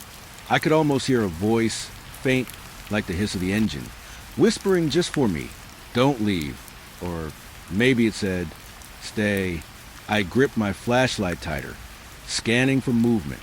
Nothing. Only fog. Only the car. Only the impossible stillness. Jensen touched my shoulder lightly. "We need to," he stopped. His words caught. I could see the tension in his eyes. He'd seen it too. That moment when logic falters. When the street, the fog, the night itself reminds you that you're not in control. I nodded, knowing he was right. But leaving felt like betrayal. Like turning my back on something alive and patient. Something that wanted to be seen. The car remained, headlights faintly glowing, engine humming steadily. Flat tire pressed against asphalt. Waiting. Watching. I took one last look. Flashlight sweeping the interior. Nothing, but the absence was heavier than anything I'd ever seen. Presence and emptiness. I turned back toward the cruiser. Every step felt measured, slow, like the night was counting them. And as we drove away, I couldn't shake the feeling that it wasn't over, that the car would remain, waiting, engine humming, flat tire pressed into the asphalt, until the next patrol, until the next time curiosity and fear collided in the same heartbeat. I glanced back in the fog-shrouded rear-view mirror. The car was still there, and I knew, in a way that left no room for doubt, that it had been waiting for me all along. The night was dense, wet with fog and a kind of silence that presses against your ears until your own heartbeat sounds loud enough to shatter glass. I was on patrol, driving slow through the industrial district. Streets empty, streetlights flickering, casting weak circles of light that barely reached the asphalt. Everything was familiar, yet wrong. I hadn't expected to hear anything unusual. The night had been quiet for hours, the kind of quiet that feels like a waiting. And then it started. A sound. At first, I thought it was the wind, rattling some metal signage along the street. But it wasn't wind. Not exactly. It was a scream. Low, guttural, vibrating through the asphalt itself. I froze, hands tightening on the wheel, the engine humming beneath me. The sound thrummed under my tires, reverberating up through my chest, making it impossible to ignore. I killed the engine, letting the silence return, but the vibration didn't stop. It pulsed through the street like a heartbeat, a deep, rhythmic, agonized pulse. I opened the door slowly, boots hitting wet asphalt, and the scream grew louder, sharper, and somehow closer. It wasn't human, not in the normal sense, not entirely. It carried pain, fear, something desperate, the kind of sound that twists in your stomach, curls in your throat, and leaves you with the unmistakable certainty that you are not supposed to hear it. I swung the flashlight beam across the street. Empty. Factories, warehouses, and cracked pavement. Nothing moved. Nothing made a sound except my own ragged breathing. I knelt, placing a hand against the asphalt, and for a fleeting second, I could feel the vibration through my fingers. The screams weren't coming from above. They were coming from beneath, from under the street itself. My stomach knotted. I stood quickly, shining the light in every direction. Shadows twisted long and thin, pulled out of shape by the weak glow. I could feel the past brushing at the edges of the present. Images of missing kids, abandoned cars, streets I patrol hundreds of nights, all humming with the same impossible tension. The scream grew louder, layered now, multiple voices trapped beneath concrete, straining to escape. I pressed my hands to my ears instinctively, but it didn't stop. The vibrations threaded through my bones, crawling up my legs, up my spine, settling like cold iron in my chest. I remembered the alley last week, the frozen silhouettes, the girl kneeling in fog, the searchlight slicing through darkness. It all felt connected, a tapestry I'd been too frightened to see clearly until now. And now, the street itself was alive, screaming, a witness, or perhaps a jailer. I walked forward slowly, boots crunching softly on gravel, flashlight sweeping over cracked asphalt. I tried to locate the source. A storm drain? A manhole? But the sound didn't concentrate in one place. It moved, sliding beneath the street, vibrating beneath me like a living pulse. The cries weren't asking for help. They were demanding attention. They were making me listen. The memory of the last missing person report rose unbidden. Another teen vanished without trace.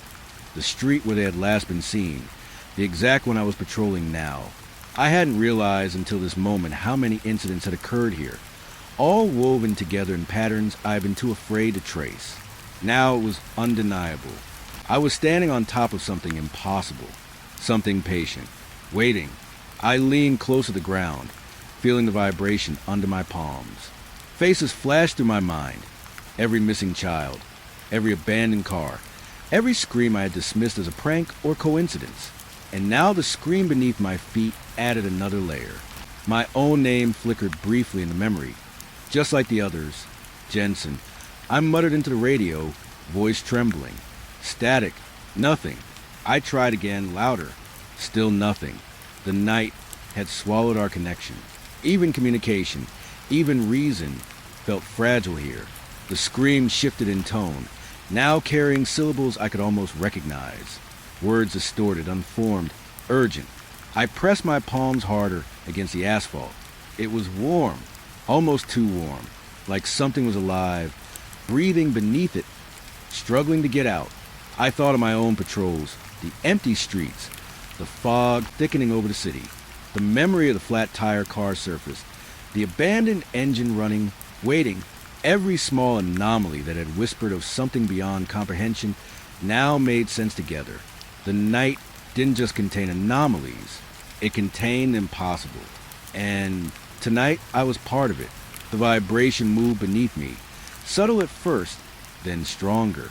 I could feel shapes shifting under the asphalt, shadowy forms, pressing against the foundation of the street, not fully formed, not entirely visible, just hints of motion, shapes bending the concrete, making a hum with their existence. I stumbled back, flashlight bouncing wildly over the pavement. The cries were layered now, overlapping, impossible to distinguish. I could feel panic curling in my chest, making it hard to breathe, but my legs stayed planted, as if the asphalt had claimed me as much as the voices beneath it. I remembered something else, the missing person reports, faces, names, dates, and for a brief moment, a terrible realization hit me. One of the reports, my own name flickered in my mind, a distorted memory, like I had seen it somewhere I shouldn't have. The night had cataloged me too. Somehow, the scream beneath the street felt like confirmation, a record waiting to be completed. I turned the flashlight toward the nearest storm drain. The vibration pulsed strongest there. My reflection caught in the wet metal, pale and drawn, eyes wide.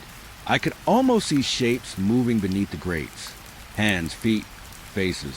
Faces screaming silently in concrete prisons. I staggered back, realizing impossible. These weren't illusions. They weren't tricks of the light. They were trapped, living, screaming, vibrating beneath my feet. The night wrapped tighter around me, fog curling low, pressing damply against my face. Every instinct screamed to leave, but my mind, sickened and drawn at once, forced me forward. I had to know. I had to see. I had to understand what the screams meant. I knelt again beside the storm drain, flashlight cutting into darkness. The cries vibrated the metal grate. Words formed, jagged and unintelligible. And then one syllable I understood. My name, whispered, screamed, embedded in every vibration, every tremor beneath the street. My chest tightened. I stumbled backward, gasping. The flashlight wavered, illuminating the fog curling above the asphalt. Shadows danced where there should have been nothing. And then I noticed them, tiny shapes beneath cracks in the street. Fingers? Faces? Eyes? I couldn't be sure. My mind refused the truth. Even as my body felt the raw reality, something lived under the streets. Something that had always been here. Watching. Waiting. I stepped back, trembling, trying to collect myself. I felt the night close in, the fog thickening, twisting around the pavement, and the buildings like a living thing. The vibration beneath my feet didn't stop. The screams didn't stop. They layered themselves into my very being, threading into my heartbeat, threading into my memory, threading into my pulse until I couldn't tell where they ended, and I began. I thought of Jensen again, alone somewhere, not hearing this, not seeing it. I wanted to call him, warn him, but the radio refused. The night had sealed me in a cocoon of impossible sound, impossible weight. I realized then that the street itself didn't care about calling for help. It only wanted attention. It wanted acknowledgement. And I had been noticed. I could feel the memories pressing on me. Every time I had walked these streets, every alley, every fog-drenched corner, the frozen silhouettes, the girl kneeling, the abandoned car, all of it converging here, beneath the asphalt, vibrating, screaming alive. And now, the street had claimed me in its own way. I wasn't supposed to just patrol. I was supposed to witness. I was supposed to feel. I pressed my palm to the asphalt again, trembling. Shapes shifted beneath the surface. Faces, eyes, small hands, desperate and pressing upward. I couldn't move, couldn't think, only feel the vibration burrow deeper into my bones. The screams were patient, repeating, layering. Not cries for rescue. Cries for acknowledgement. Cries for someone to see. Someone to remember. I fell back against the cruiser, gasping. Fog swirled around me. Shadows curled unnaturally along the buildings. The screams ebbed slightly, then surged again. And in the layering, I recognized it, a rhythm, a pattern. Just like the calls. Just like the frozen silhouettes. Just like the abandoned car. A repeating cycle. And I had stepped right into it. My breathing was ragged, body shaking. I could feel my heartbeat in my ears, competing with the vibration beneath the street. And then, clearer than before, the syllables formed again. Not just random screams. Names. Mine. Whispered, screamed, vibrating through asphalt. I staggered back, finally able to move, stumbling toward the cruiser. The screams followed, resonating beneath me, through the tires, through the metal, through my bones. The fog pressed closer, bending shadows into impossible shapes. And I understood fully. The night had always recorded me, watched me, and now it was claiming me as part of its memory, just as it had claimed the others. I climbed into the cruiser, trembling. Every corner of the street seemed to pulse in rhythm with the screams beneath. The engine started, but it didn't cut the vibration. The fog closed behind me, thick and curling, and I realized with a sinking certainty that it wasn't leaving. The asphalt, the screams, the trapped voices, they were permanent, patient, waiting. As I drove slowly away, headlights barely cutting to the gray, I could still feel under the wheels a deep, thrumming pulse that didn't fade. I realized then, in a clarity as sharp as a knife, that the night wasn't done, that the street, the fog, the vibrating screams beneath it would follow me, layer over me, call my name again and again. And in that knowledge, I understood some nights don't end, some streets don't rest, and some screams live under the asphalt, patient, eternal, waiting for someone to feel them. The night was heavy with fog, the kind that seems to stick to your skin and make every sound distant, muffled. I was driving slow, headlights cutting to gray like knives, every street familiar yet wrong. My cruiser hummed beneath me, steady, predictable, but the radio, the old CB unit, was quiet, or so I thought. I was halfway through the shift, tired, muscles tight from hours of patrolling empty streets. Then it started, a crackle, soft, almost drowned by static. I twisted the volume dial up, squinting at the fog ahead. Bell, bell. The voice was faint at first, oddly distorted, like it had been filtered through years of static and distance. I froze, hand on the wheel, pulse spiking. The name, my name, coming over to CB. Not once, not twice, but layered into the hum of static. Bell, can you hear me? I checked the radio. Channel 6. Nothing unusual. Only me, the static, and the sound of tires on wet asphalt. My stomach knotted. My mind raced. Maybe some prank. Maybe Jensen testing me. But the voice was familiar, older, weighted, distorted in a way that made my teeth ache to hear it. I tried to respond. This is Bell. Go ahead. My voice sounded small, fragile against the static. No answer, only a pause, filled with that low, vibrating hum that I could feel through the steering wheel, through the seat, through my chest. And then, Bell, don't ignore us. My heart slammed against my ribs. Every instinct screamed to stop, to retreat, to drive away. But the night had me locked in its rhythm, fog curling close to the cruiser, pressing against the glass. Something patient was waiting, watching, listening. I twisted the dial, trying other channels. Nothing. Static. Then, just as I flicked back to channel 6, more voices. Not one, but many, layered, overlapping. Sometimes calling my name. Sometimes whispering other things I almost didn't understand. Bell, help, Lost can't move. The word sent shivers down my spine. My knuckles went white on the wheel. I knew these weren't random transmissions. They weren't other patrols or pranksters. They were voices of people missing. Drivers gone months ago, maybe years, their names and reports I had seen, faces pinned to boards. And now, somehow, they were reaching me. I gripped the wheel harder, tried to rationalize. Maybe an old CB signal bouncing off some repeater, some delay, but rationality felt thin, fragile. The voices weren't repeating the way electronics would repeat. They were alive, urgent, reaching through something I couldn't name. Bell, you're next if you leave. I flinched. The static hissed around the words, a crackling whisper that seemed to fill the cab, press against my ears. My pulse was hammering. I wanted to pull over, turn around, run. But even as I thought it, I realized the fog outside the windshield was thickening. The streets behind me already swallowed. No signs of civilization. No streetlights. Just white mist and shadows curling like fingers in night. I tried to focus on the road, on driving, on the mundane act of keeping the cruiser between the lines. But the radio insisted. More voices, overlapping now, layering into something I couldn't untangle. Every voice I had cataloged in reports, every missing driver I had passed over in the paperwork, calling my name, pleading, threatening, warning. Bell, can't escape, we're under the asphalt. The words hit me like a hammer. My stomach turned. I remembered the alley, the frozen silhouettes, the fog curling over empty streets. And now these voices, coming to me from some impossible place beneath the world. The thought curled in my chest like ice. This wasn't just a CB. The night itself was speaking, claiming attention, claiming me. I turned the volume down slightly, but the voices remained insistent. Sometimes they whispered, sometimes they screamed, sometimes they were just static punctuated by syllables I recognized. Names, places, times, moments I had walked past without realizing, all woven together now, and all reaching for me. I swallowed hard, breath catching.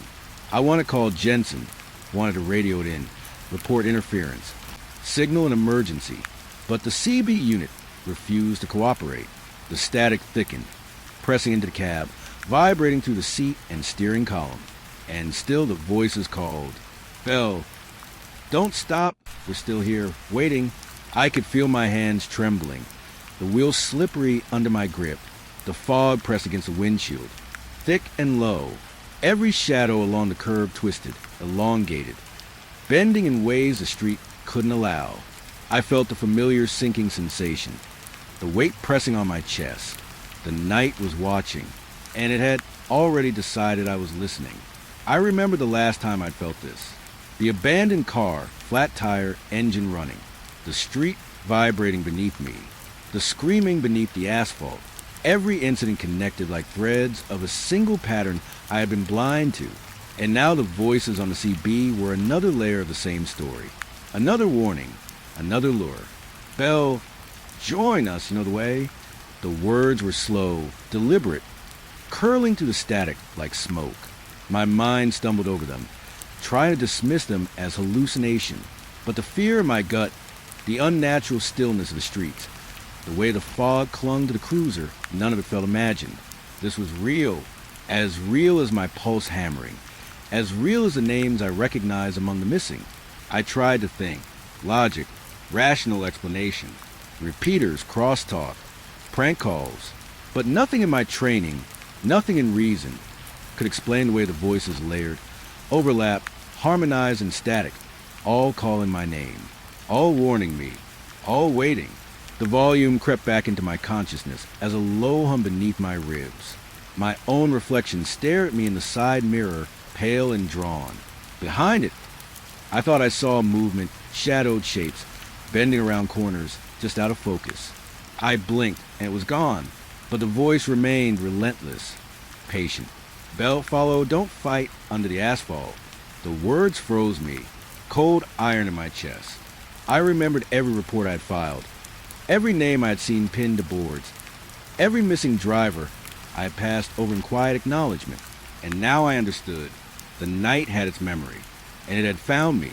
I tried to turn the cruiser, head toward the highway, toward anything that promised civilization, but the fog bent the roads, streets folding in on themselves. Familiar turned suddenly impossible. The CB unit crackled again, louder, sharper, voices overlapping, multiple layers of calls. Bell, you know the way, can't escape, waiting. My hands shook. I gripped the wheel with a desperation I hadn't felt in years. The voices were endless, eternal, layering over one another, some familiar, some I could almost recognize. My chest ached, throat dry. I wanted to shout, to respond, to break the static with reason, but the CBs swallowed my voice, swallowed my attempts, left only their layered calls vibrating through the cab, pressing into my skull. Bell, join us under the asphalt. The last words hit me in a way nothing else could. I saw the streets differently now. The pavement wasn't solid. The fog wasn't random. The night itself wasn't passive.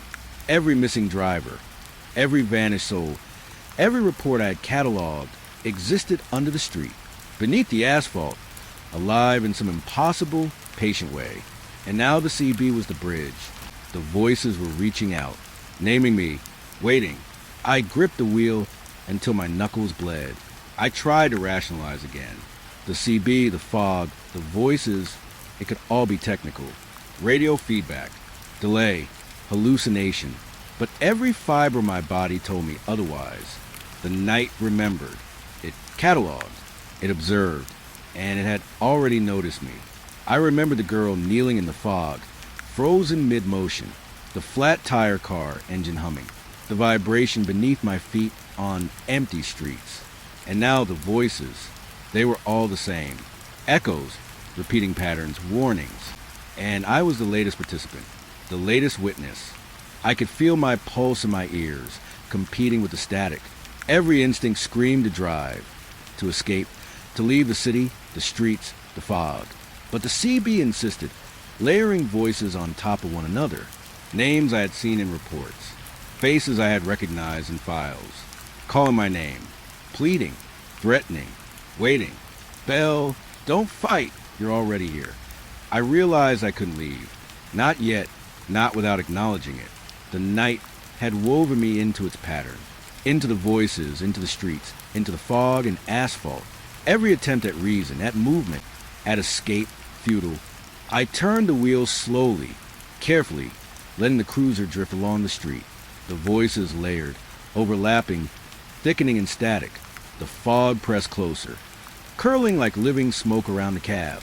The night was patient, patient and inevitable. Bell, we've been waiting under the asphalt. The words vibrated through the metal, through my bones, through my chest. I knew I had been cataloged, observed, counted, not missing yet, not gone yet, but listed, named, registered, and the CB was a reminder, the confirmation. Every street I passed, every shadow, every whispering fog curl seemed to answer the call. I was not alone, not ever, and the voices, Drivers lost. Souls waiting would not forget me, would not let me forget them. The static thickened, voices overlapping, merging into one continuous, vibrating hum. I could feel my pulse syncing with it. I could feel the asphalt, the night, the CB channel itself, pressing in, naming me, claiming me, waiting. And I understood fully, with the clarity of fear and inevitability, that I wasn't patrolling anymore. I was listening, I was acknowledged, and I was now part of the pattern. The CB crackled again, and above the static, I heard my own name, clear, personal, patient, waiting. I remember the night like a memory stuck between dreams and waking. The streetlights were thin and scattered, like old teeth barely holding themselves together over the asphalt. The bus smelled of damp metal and stale leather, the kind of smell that made you realize the thing you were riding in had swallowed years of quiet lives and forgotten stories. I was the only one behind the wheel, just me and the hum of the engine. I liked it that way, the emptiness. Most nights, the road was predictable, lights, signs, a few passengers whose faces blurred in my mirrors. But tonight was different. I stopped at the corner where the last two lights flickered like dying stars. That's when I saw her. She was standing under one of those weak glows, the kind that barely touches the ground. She didn't wave. She didn't move when I opened the door. I leaned out, shouting, asking if she needed a ride. She just turned her head slowly, as if she was checking the sky. Or maybe she wasn't checking anything at all. No ticket, not a single one. And she didn't say a word. I wanted to tell myself she was just quiet. Maybe she had a sore throat or a habit of listening more than talking. But there was something wrong about her silence, the way it filled the space between us like smoke. She stepped onto the bus, slow, deliberate, like a shadow that didn't belong. I started the engine again. The bus creaked under the weight of the night, like it was complaining. I tried to ignore the feeling crawling along my spine. Where to? I asked because I had to say something. I had to fill the silence. No answer. She didn't even glance at me. Her eyes, when I caught them in the rearview mirror, were wide but empty, like two pieces of glass reflecting a place I couldn't see. I should have stopped. I should have asked again. But the engine thrummed beneath me, impatient, and the road stretched ahead. I gripped the wheel tighter. Ma'am, I need a destination. My voice sounded wrong to me, like it belonged to someone else. Still nothing. The streets were empty, but the houses watched, their windows' dark eyes following us. I could hear the faint hiss of tires over the asphalt, the low drone of the engine, the occasional squeak of brakes that didn't belong to me. I told myself it was all normal. It had to be. I glanced at her again. She hadn't moved. Her hands rested on her lap, pale and still. But then I noticed something strange. The longer I looked, the less I could remember the shape of her face. At first, I thought it was the shadows. Then I realized it wasn't shadows at all. The features, they were wrong, like they belonged to someone else. Or maybe no one at all. My stomach tightened. Last stop, I said automatically, though the words didn't feel like mine. Maybe I was talking to her, maybe to myself. I couldn't tell anymore. The bus rolled on. I tried to focus on the road, on the rhythm of the city, the dim glow of streetlights. I tried to ignore the quiet weight in the back. But the silence grew heavy, pressing against my ears, pressing against my chest. It felt alive. I started to hear things that weren't there. Soft thuds, the scraping of fingernails against metal, whispers that died as soon as I tried to catch them. I pulled over at the next stop, hoping she would finally speak. Ticket, please. Nothing. I stepped closer, leaning over the seat. Her eyes flickered, just for a second, and I saw it. A small smile, almost polite, but wrong. It wasn't a smile anyone would give if they were human. It was thin, sharp, empty, and then it was gone. I told myself to breathe. I told myself I was tired, that I was imagining it, but my hands were sweating, gripping the wheels so hard the leather creaked. I tried the radio, anything to fill the air, but the static crackled in a way that sounded like a scream muffled by distance. The bus started moving again. Every street we passed seemed wrong. The lamps flickered more violently. The houses leaned as if peering in, Shadows stretched across the road like fingers. And all the while, she sat there, quiet, watching, not looking at me, but through me. I couldn't stop staring at her. Every time I blinked, her face changed slightly. 1 second, she looked young, fragile. The next, old, hollow, like the world had been sucking at her soul for years. I could feel the bus slowing on its own, though my foot was steady on the pedal. I tried to speak. "Do you live around here?" Her lips didn't move, but somehow I heard it, not with my ears, not with the engine or the tires. I heard it in my chest. A single word. Home. I swallowed. The word hung in the air, heavy and wrong. I didn't know if it was meant for me, or for her, or for something else. The streets blurred. I couldn't remember if we passed the corner before, or if it was new. Signs were meaningless, numbers and letters bending into shapes I didn't recognize. My pulse thudded in my ears louder than the engine. Last stop, I muttered again. Maybe a prayer, maybe a warning. She shifted slightly, the faintest movement. It was enough to make me flinch. And then I saw the empty ticket slot in her hand. She had never paid, never reached for a ticket. Nothing, just silence and that awful smile. Folded small but sharp at the edges. I wanted to pull over, to force her out, to run. But the bus didn't respond. The wheel felt heavier. The brake pedal soft under my foot. The road stretched ahead, endless dark, like it had no edges at all. And then I noticed something worse. The rear view mirror. The reflection wasn't hers. Or not entirely. A shadow clung to her shape, darker than the night outside, curling around her like smoke, moving in ways that shouldn't have been possible. It shifted with her, but also in places she didn't touch. It had a mouth, I think, or maybe I imagined that, but it whispered as we drove, just beyond comprehension, like the kind of whisper that burrows into your bones and stays. I stopped speaking. I didn't want to name it. We passed a street lamp that flickered one last time. In that brief light, I saw the edges of her disappear. Not vanish, melt. Maybe she was still there, still sitting, but wrong. As if the world had decided she belonged somewhere else entirely. And this bus, this night, was the only place holding her together. I pressed my foot harder on the gas, praying the end of the route would come. But the city had no end. The lights looped. The buildings leaned closer. The whispers grew louder, echoing in the hum of the engine. I wanted to scream. I wanted to throw the wheel into reverse and run. But I couldn't. Something in me, something that had been quiet all my life, told me to keep going, to see this through. And so I did. We came to a stop at a place that shouldn't exist. The sign above the station was cracked, letters missing, flickering. Yet I knew the name. Somehow I knew it. It was the last stop. I didn't even need to look. She didn't move. She just waited, and I felt the air change around her, thickening, heavy, smelling faintly of ash and rain. My chest ached. My mind shouted at me to run, to leave, to wake up, but I was frozen. I opened the door. The cold night air rushed in. I told myself it would break her spell, whatever it was, but she didn't step out. She didn't look at me. She just faded, not like melting into the night, more like she was always made of shadows, and I was only now noticing the absence of light where she should have been. The bus felt empty instantly, as though she had carried the weight of the night with her. The silence returned, but it was sharper now, cutting through me. My hands were shaking.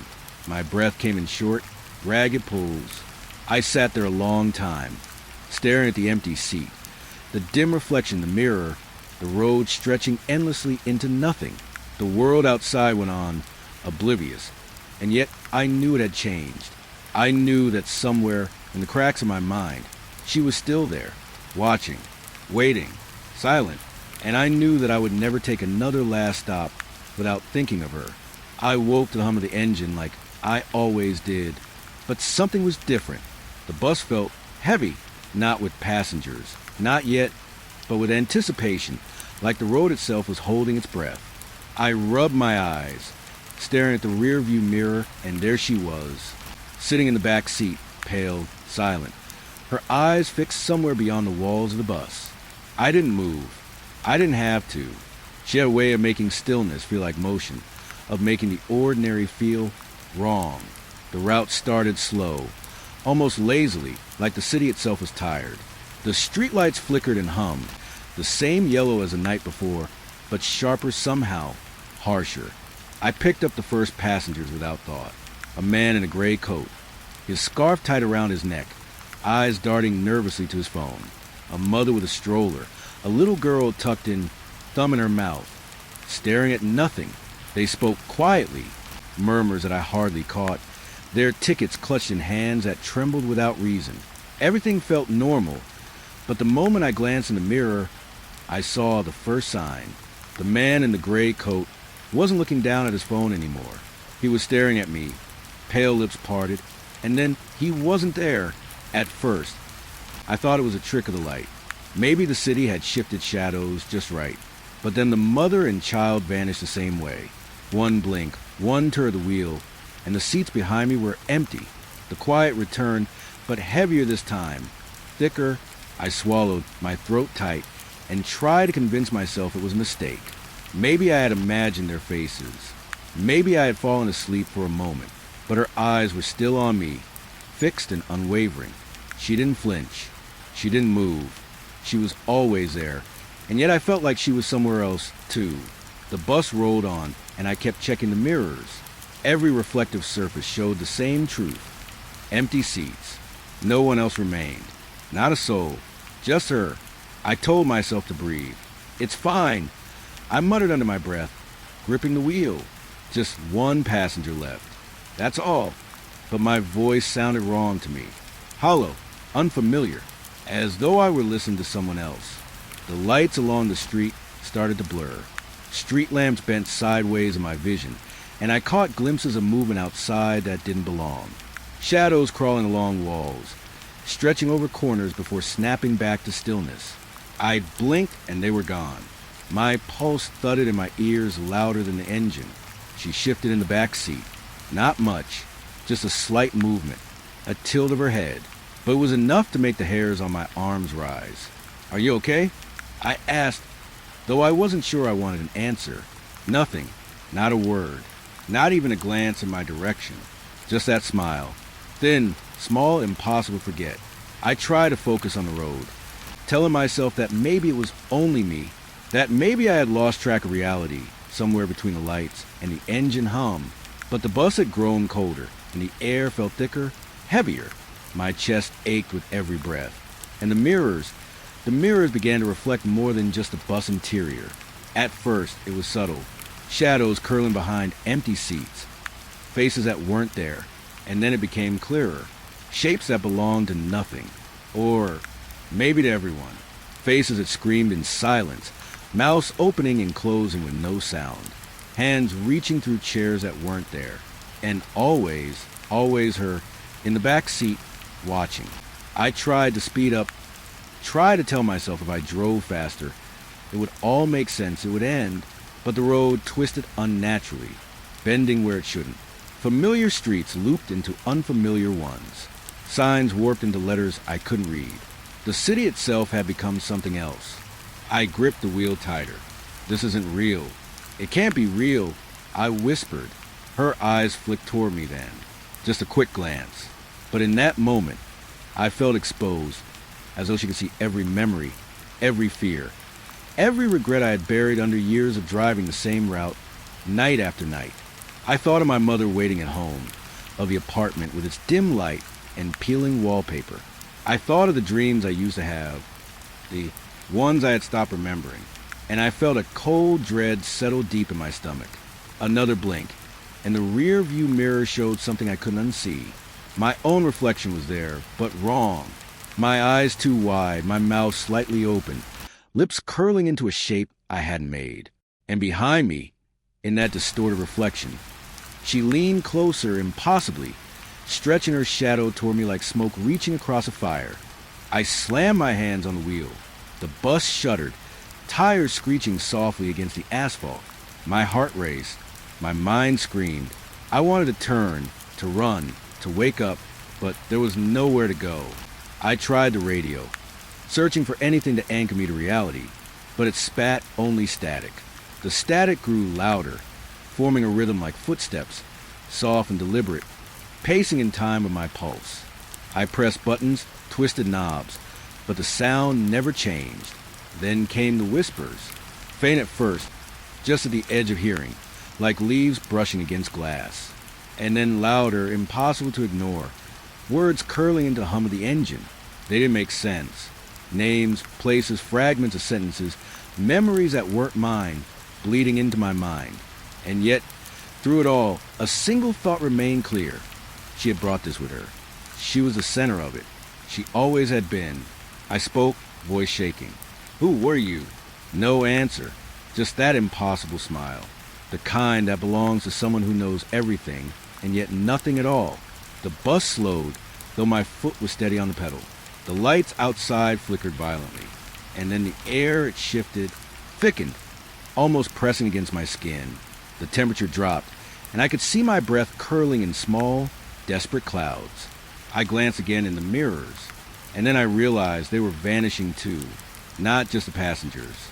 The reflections themselves were disappearing, leaving only shadows where they should have been. My own face flickered in the glass, replaced for a heartbeat by something else. A hollow, grinning shape, a reflection that didn't belong. Panic clawed at me. I gripped the wheel until my knuckles went white. I tried to speak again. Stop. Please, just stop. The bus didn't respond. The road stretched endlessly, twisting and curling like a ribbon pulled by unseen hands. Every turn felt like going nowhere, looping into streets I didn't know, streets that shouldn't exist. Her shadow moved then, subtly, curling around the seat, reaching toward me without leaving the back. I felt it in my chest, cold and heavy, as if trying to pull my heartbeat from me. I gasped, falling back into the driver's seat, gripping the wheel until the metal bit into my palms. I don't know how long I drove. Minutes? Hours? Time had become meaningless, stretched into something viscous, like honey over broken glass. I could feel my mind fraying, edges of memory slipping. Every turn, every blink, every breath made the bus feel smaller, tighter, as though the world was compressing around us.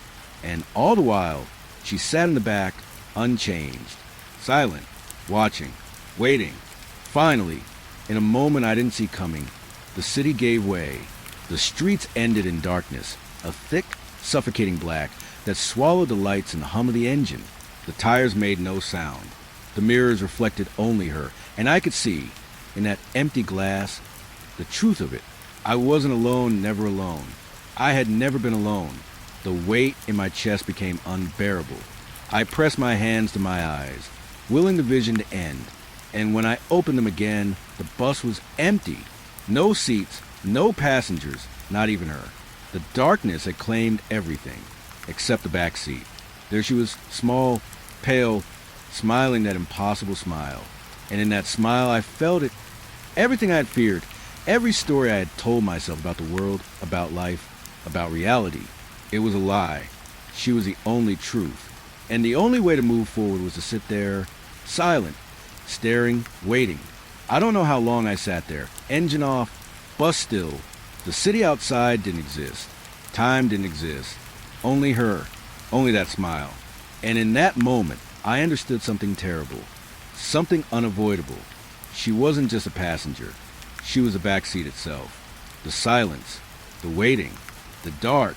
And I would never drive the same route again without seeing her there. Waiting. Always waiting. I should have known the moment I woke to the hum of the engine that nothing would be the same.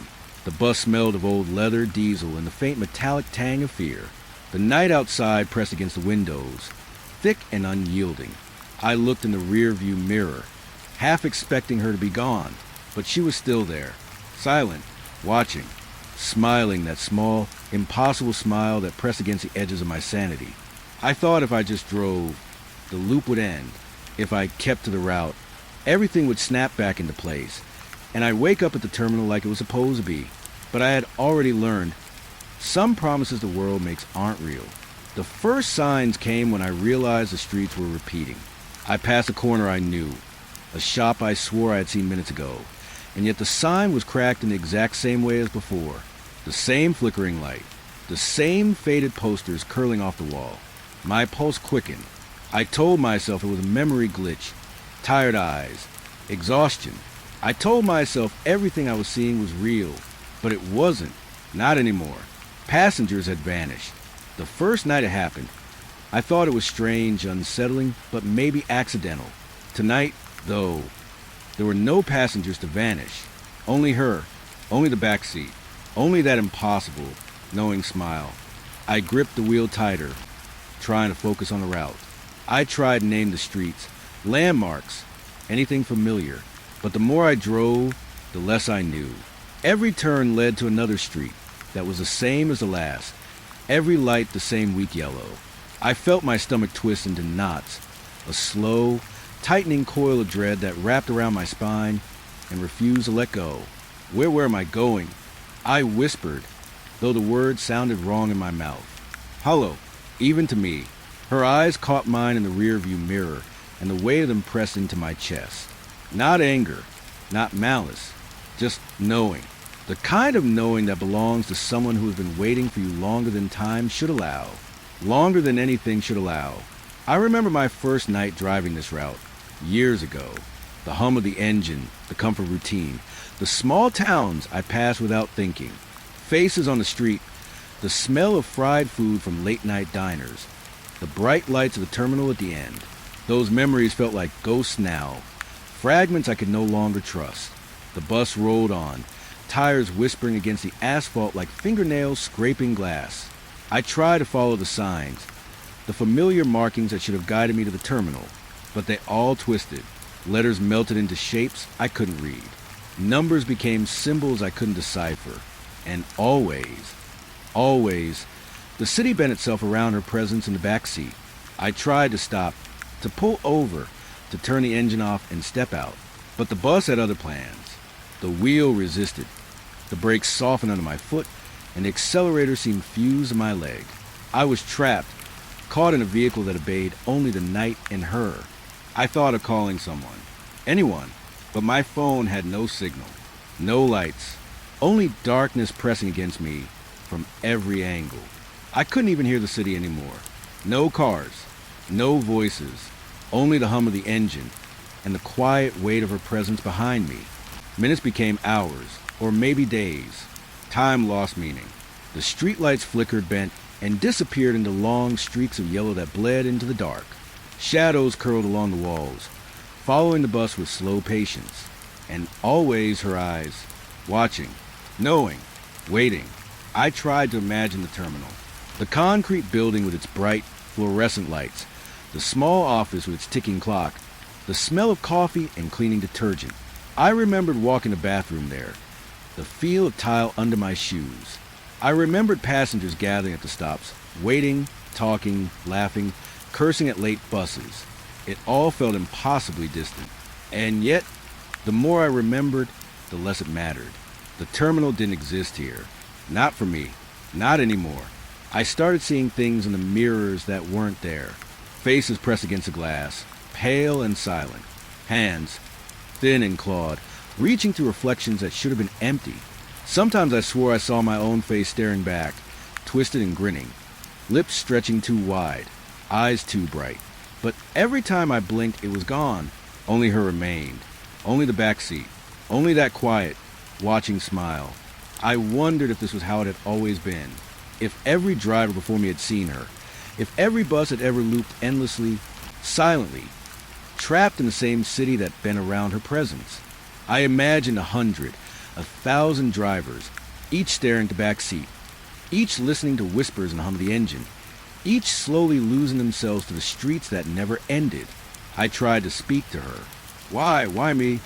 Her eyes flicked toward me, slow, deliberate, not threatening, not pleading, just there. And in that moment, I felt the weight of every missing passenger, every vanishing face, every looped street pressing into my chest. I realized it wasn't about choice. It wasn't about time or reason. She had always been there, always waiting, always feeding the loop. And now I was part of it. I pressed my foot on the brake, harder than I should have, and the bus shuddered violently. Tires squealed, engine groaned, but we didn't stop. The wheel pulled itself in curves and bends I didn't remember, leading us through streets that should have ended but never did. The signs flickered in that weak yellow light. Street numbers repeated. Buildings repeated. Shadows repeated. Everything repeated, except her. She was constant. I tried to shake it off, to remind myself that I was awake. I pinched my arm until it hurt. Skin burned. Blood pricked. I screamed. Nothing changed. The loop was relentless. And her smile grew, tiny and knowing, stretching just at the corners. I thought of running, leaving the bus, escaping this endless night. But the doors were welded shut by invisible hands. The windows were mirrors now, reflecting only my fear, only my face, only the faint, impossible outline of her shadow. I remembered something my grandfather had said once, when I was small. Some roads, he said, voice low and trembling, never end. They circle back until you forget which way you came. You don't drive them. They drive you. I hadn't believed him, but now I understood. Every route I had taken, every night I had spent behind the wheel, had led me here, to the loop, to her, to the silence that devoured everything else. The hum of the engine became a song, a low, mournful lullaby that carried whispers I couldn't understand. Names, places, faces. I felt them brushing past me, soft as dust, brushing my skin, brushing my mind. And in that chorus, one note rang louder than all the rest.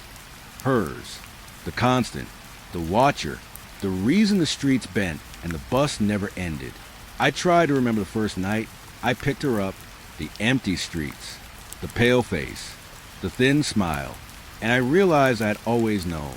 Somewhere deep inside, I had known the bus would never end, that once you see her, once you sit behind the wheel with her silent presence, there is no terminal, there is no exit, only the loop. I felt the weight of years pressing down, not just my years, but every year I had ever lived, every memory I had ever had, twisting into the road. The streets carried them, the buildings absorbed them, the signs read them like open books, and she remembered everything. She had seen it all, she had waited for it all, and she waited for me. I wanted to close my eyes. I wanted to scream. I wanted to forget. But the wheel was heavy in my hands, the engine thrumming beneath me, the back seat occupied by the silent witness of my soul. I realized then that forgetting was impossible. Leaving was impossible. Time had no meaning here, and the bus was not a vehicle. It was a cage. Every street I passed looked the same. Every turn led to the same places. Every light flickered. Every shadow curled. And every time I looked in the rear-view mirror, she was there, watching, smiling, waiting. And I knew it wasn't me who was driving anymore. I was simply the vessel for the loop, the keeper of the roads that never ended, the witness to the never-stopping night. I tried to speak again. Please, let me off. Her eyes glimmered faintly in the mirror, and I felt the answer before it came. Not with words, not with sound, with the hum of the engine, the weight of the dark, the pressure in my chest. No one leaves. No one escapes. The loop keeps you, and she always waits. I stared at the road. The signs repeated. The buildings repeated. The shadows repeated. The night stretched into infinity. And in the back seat, silent and eternal, she waited. Always waiting. Always knowing. Always there. I understood then, with a clarity that felt like ice. The bus will never reach the terminal. It has been circling for years. Decades. Maybe longer. And I am part of it now. Part of the loop. Part of her. I gripped the wheel and drove.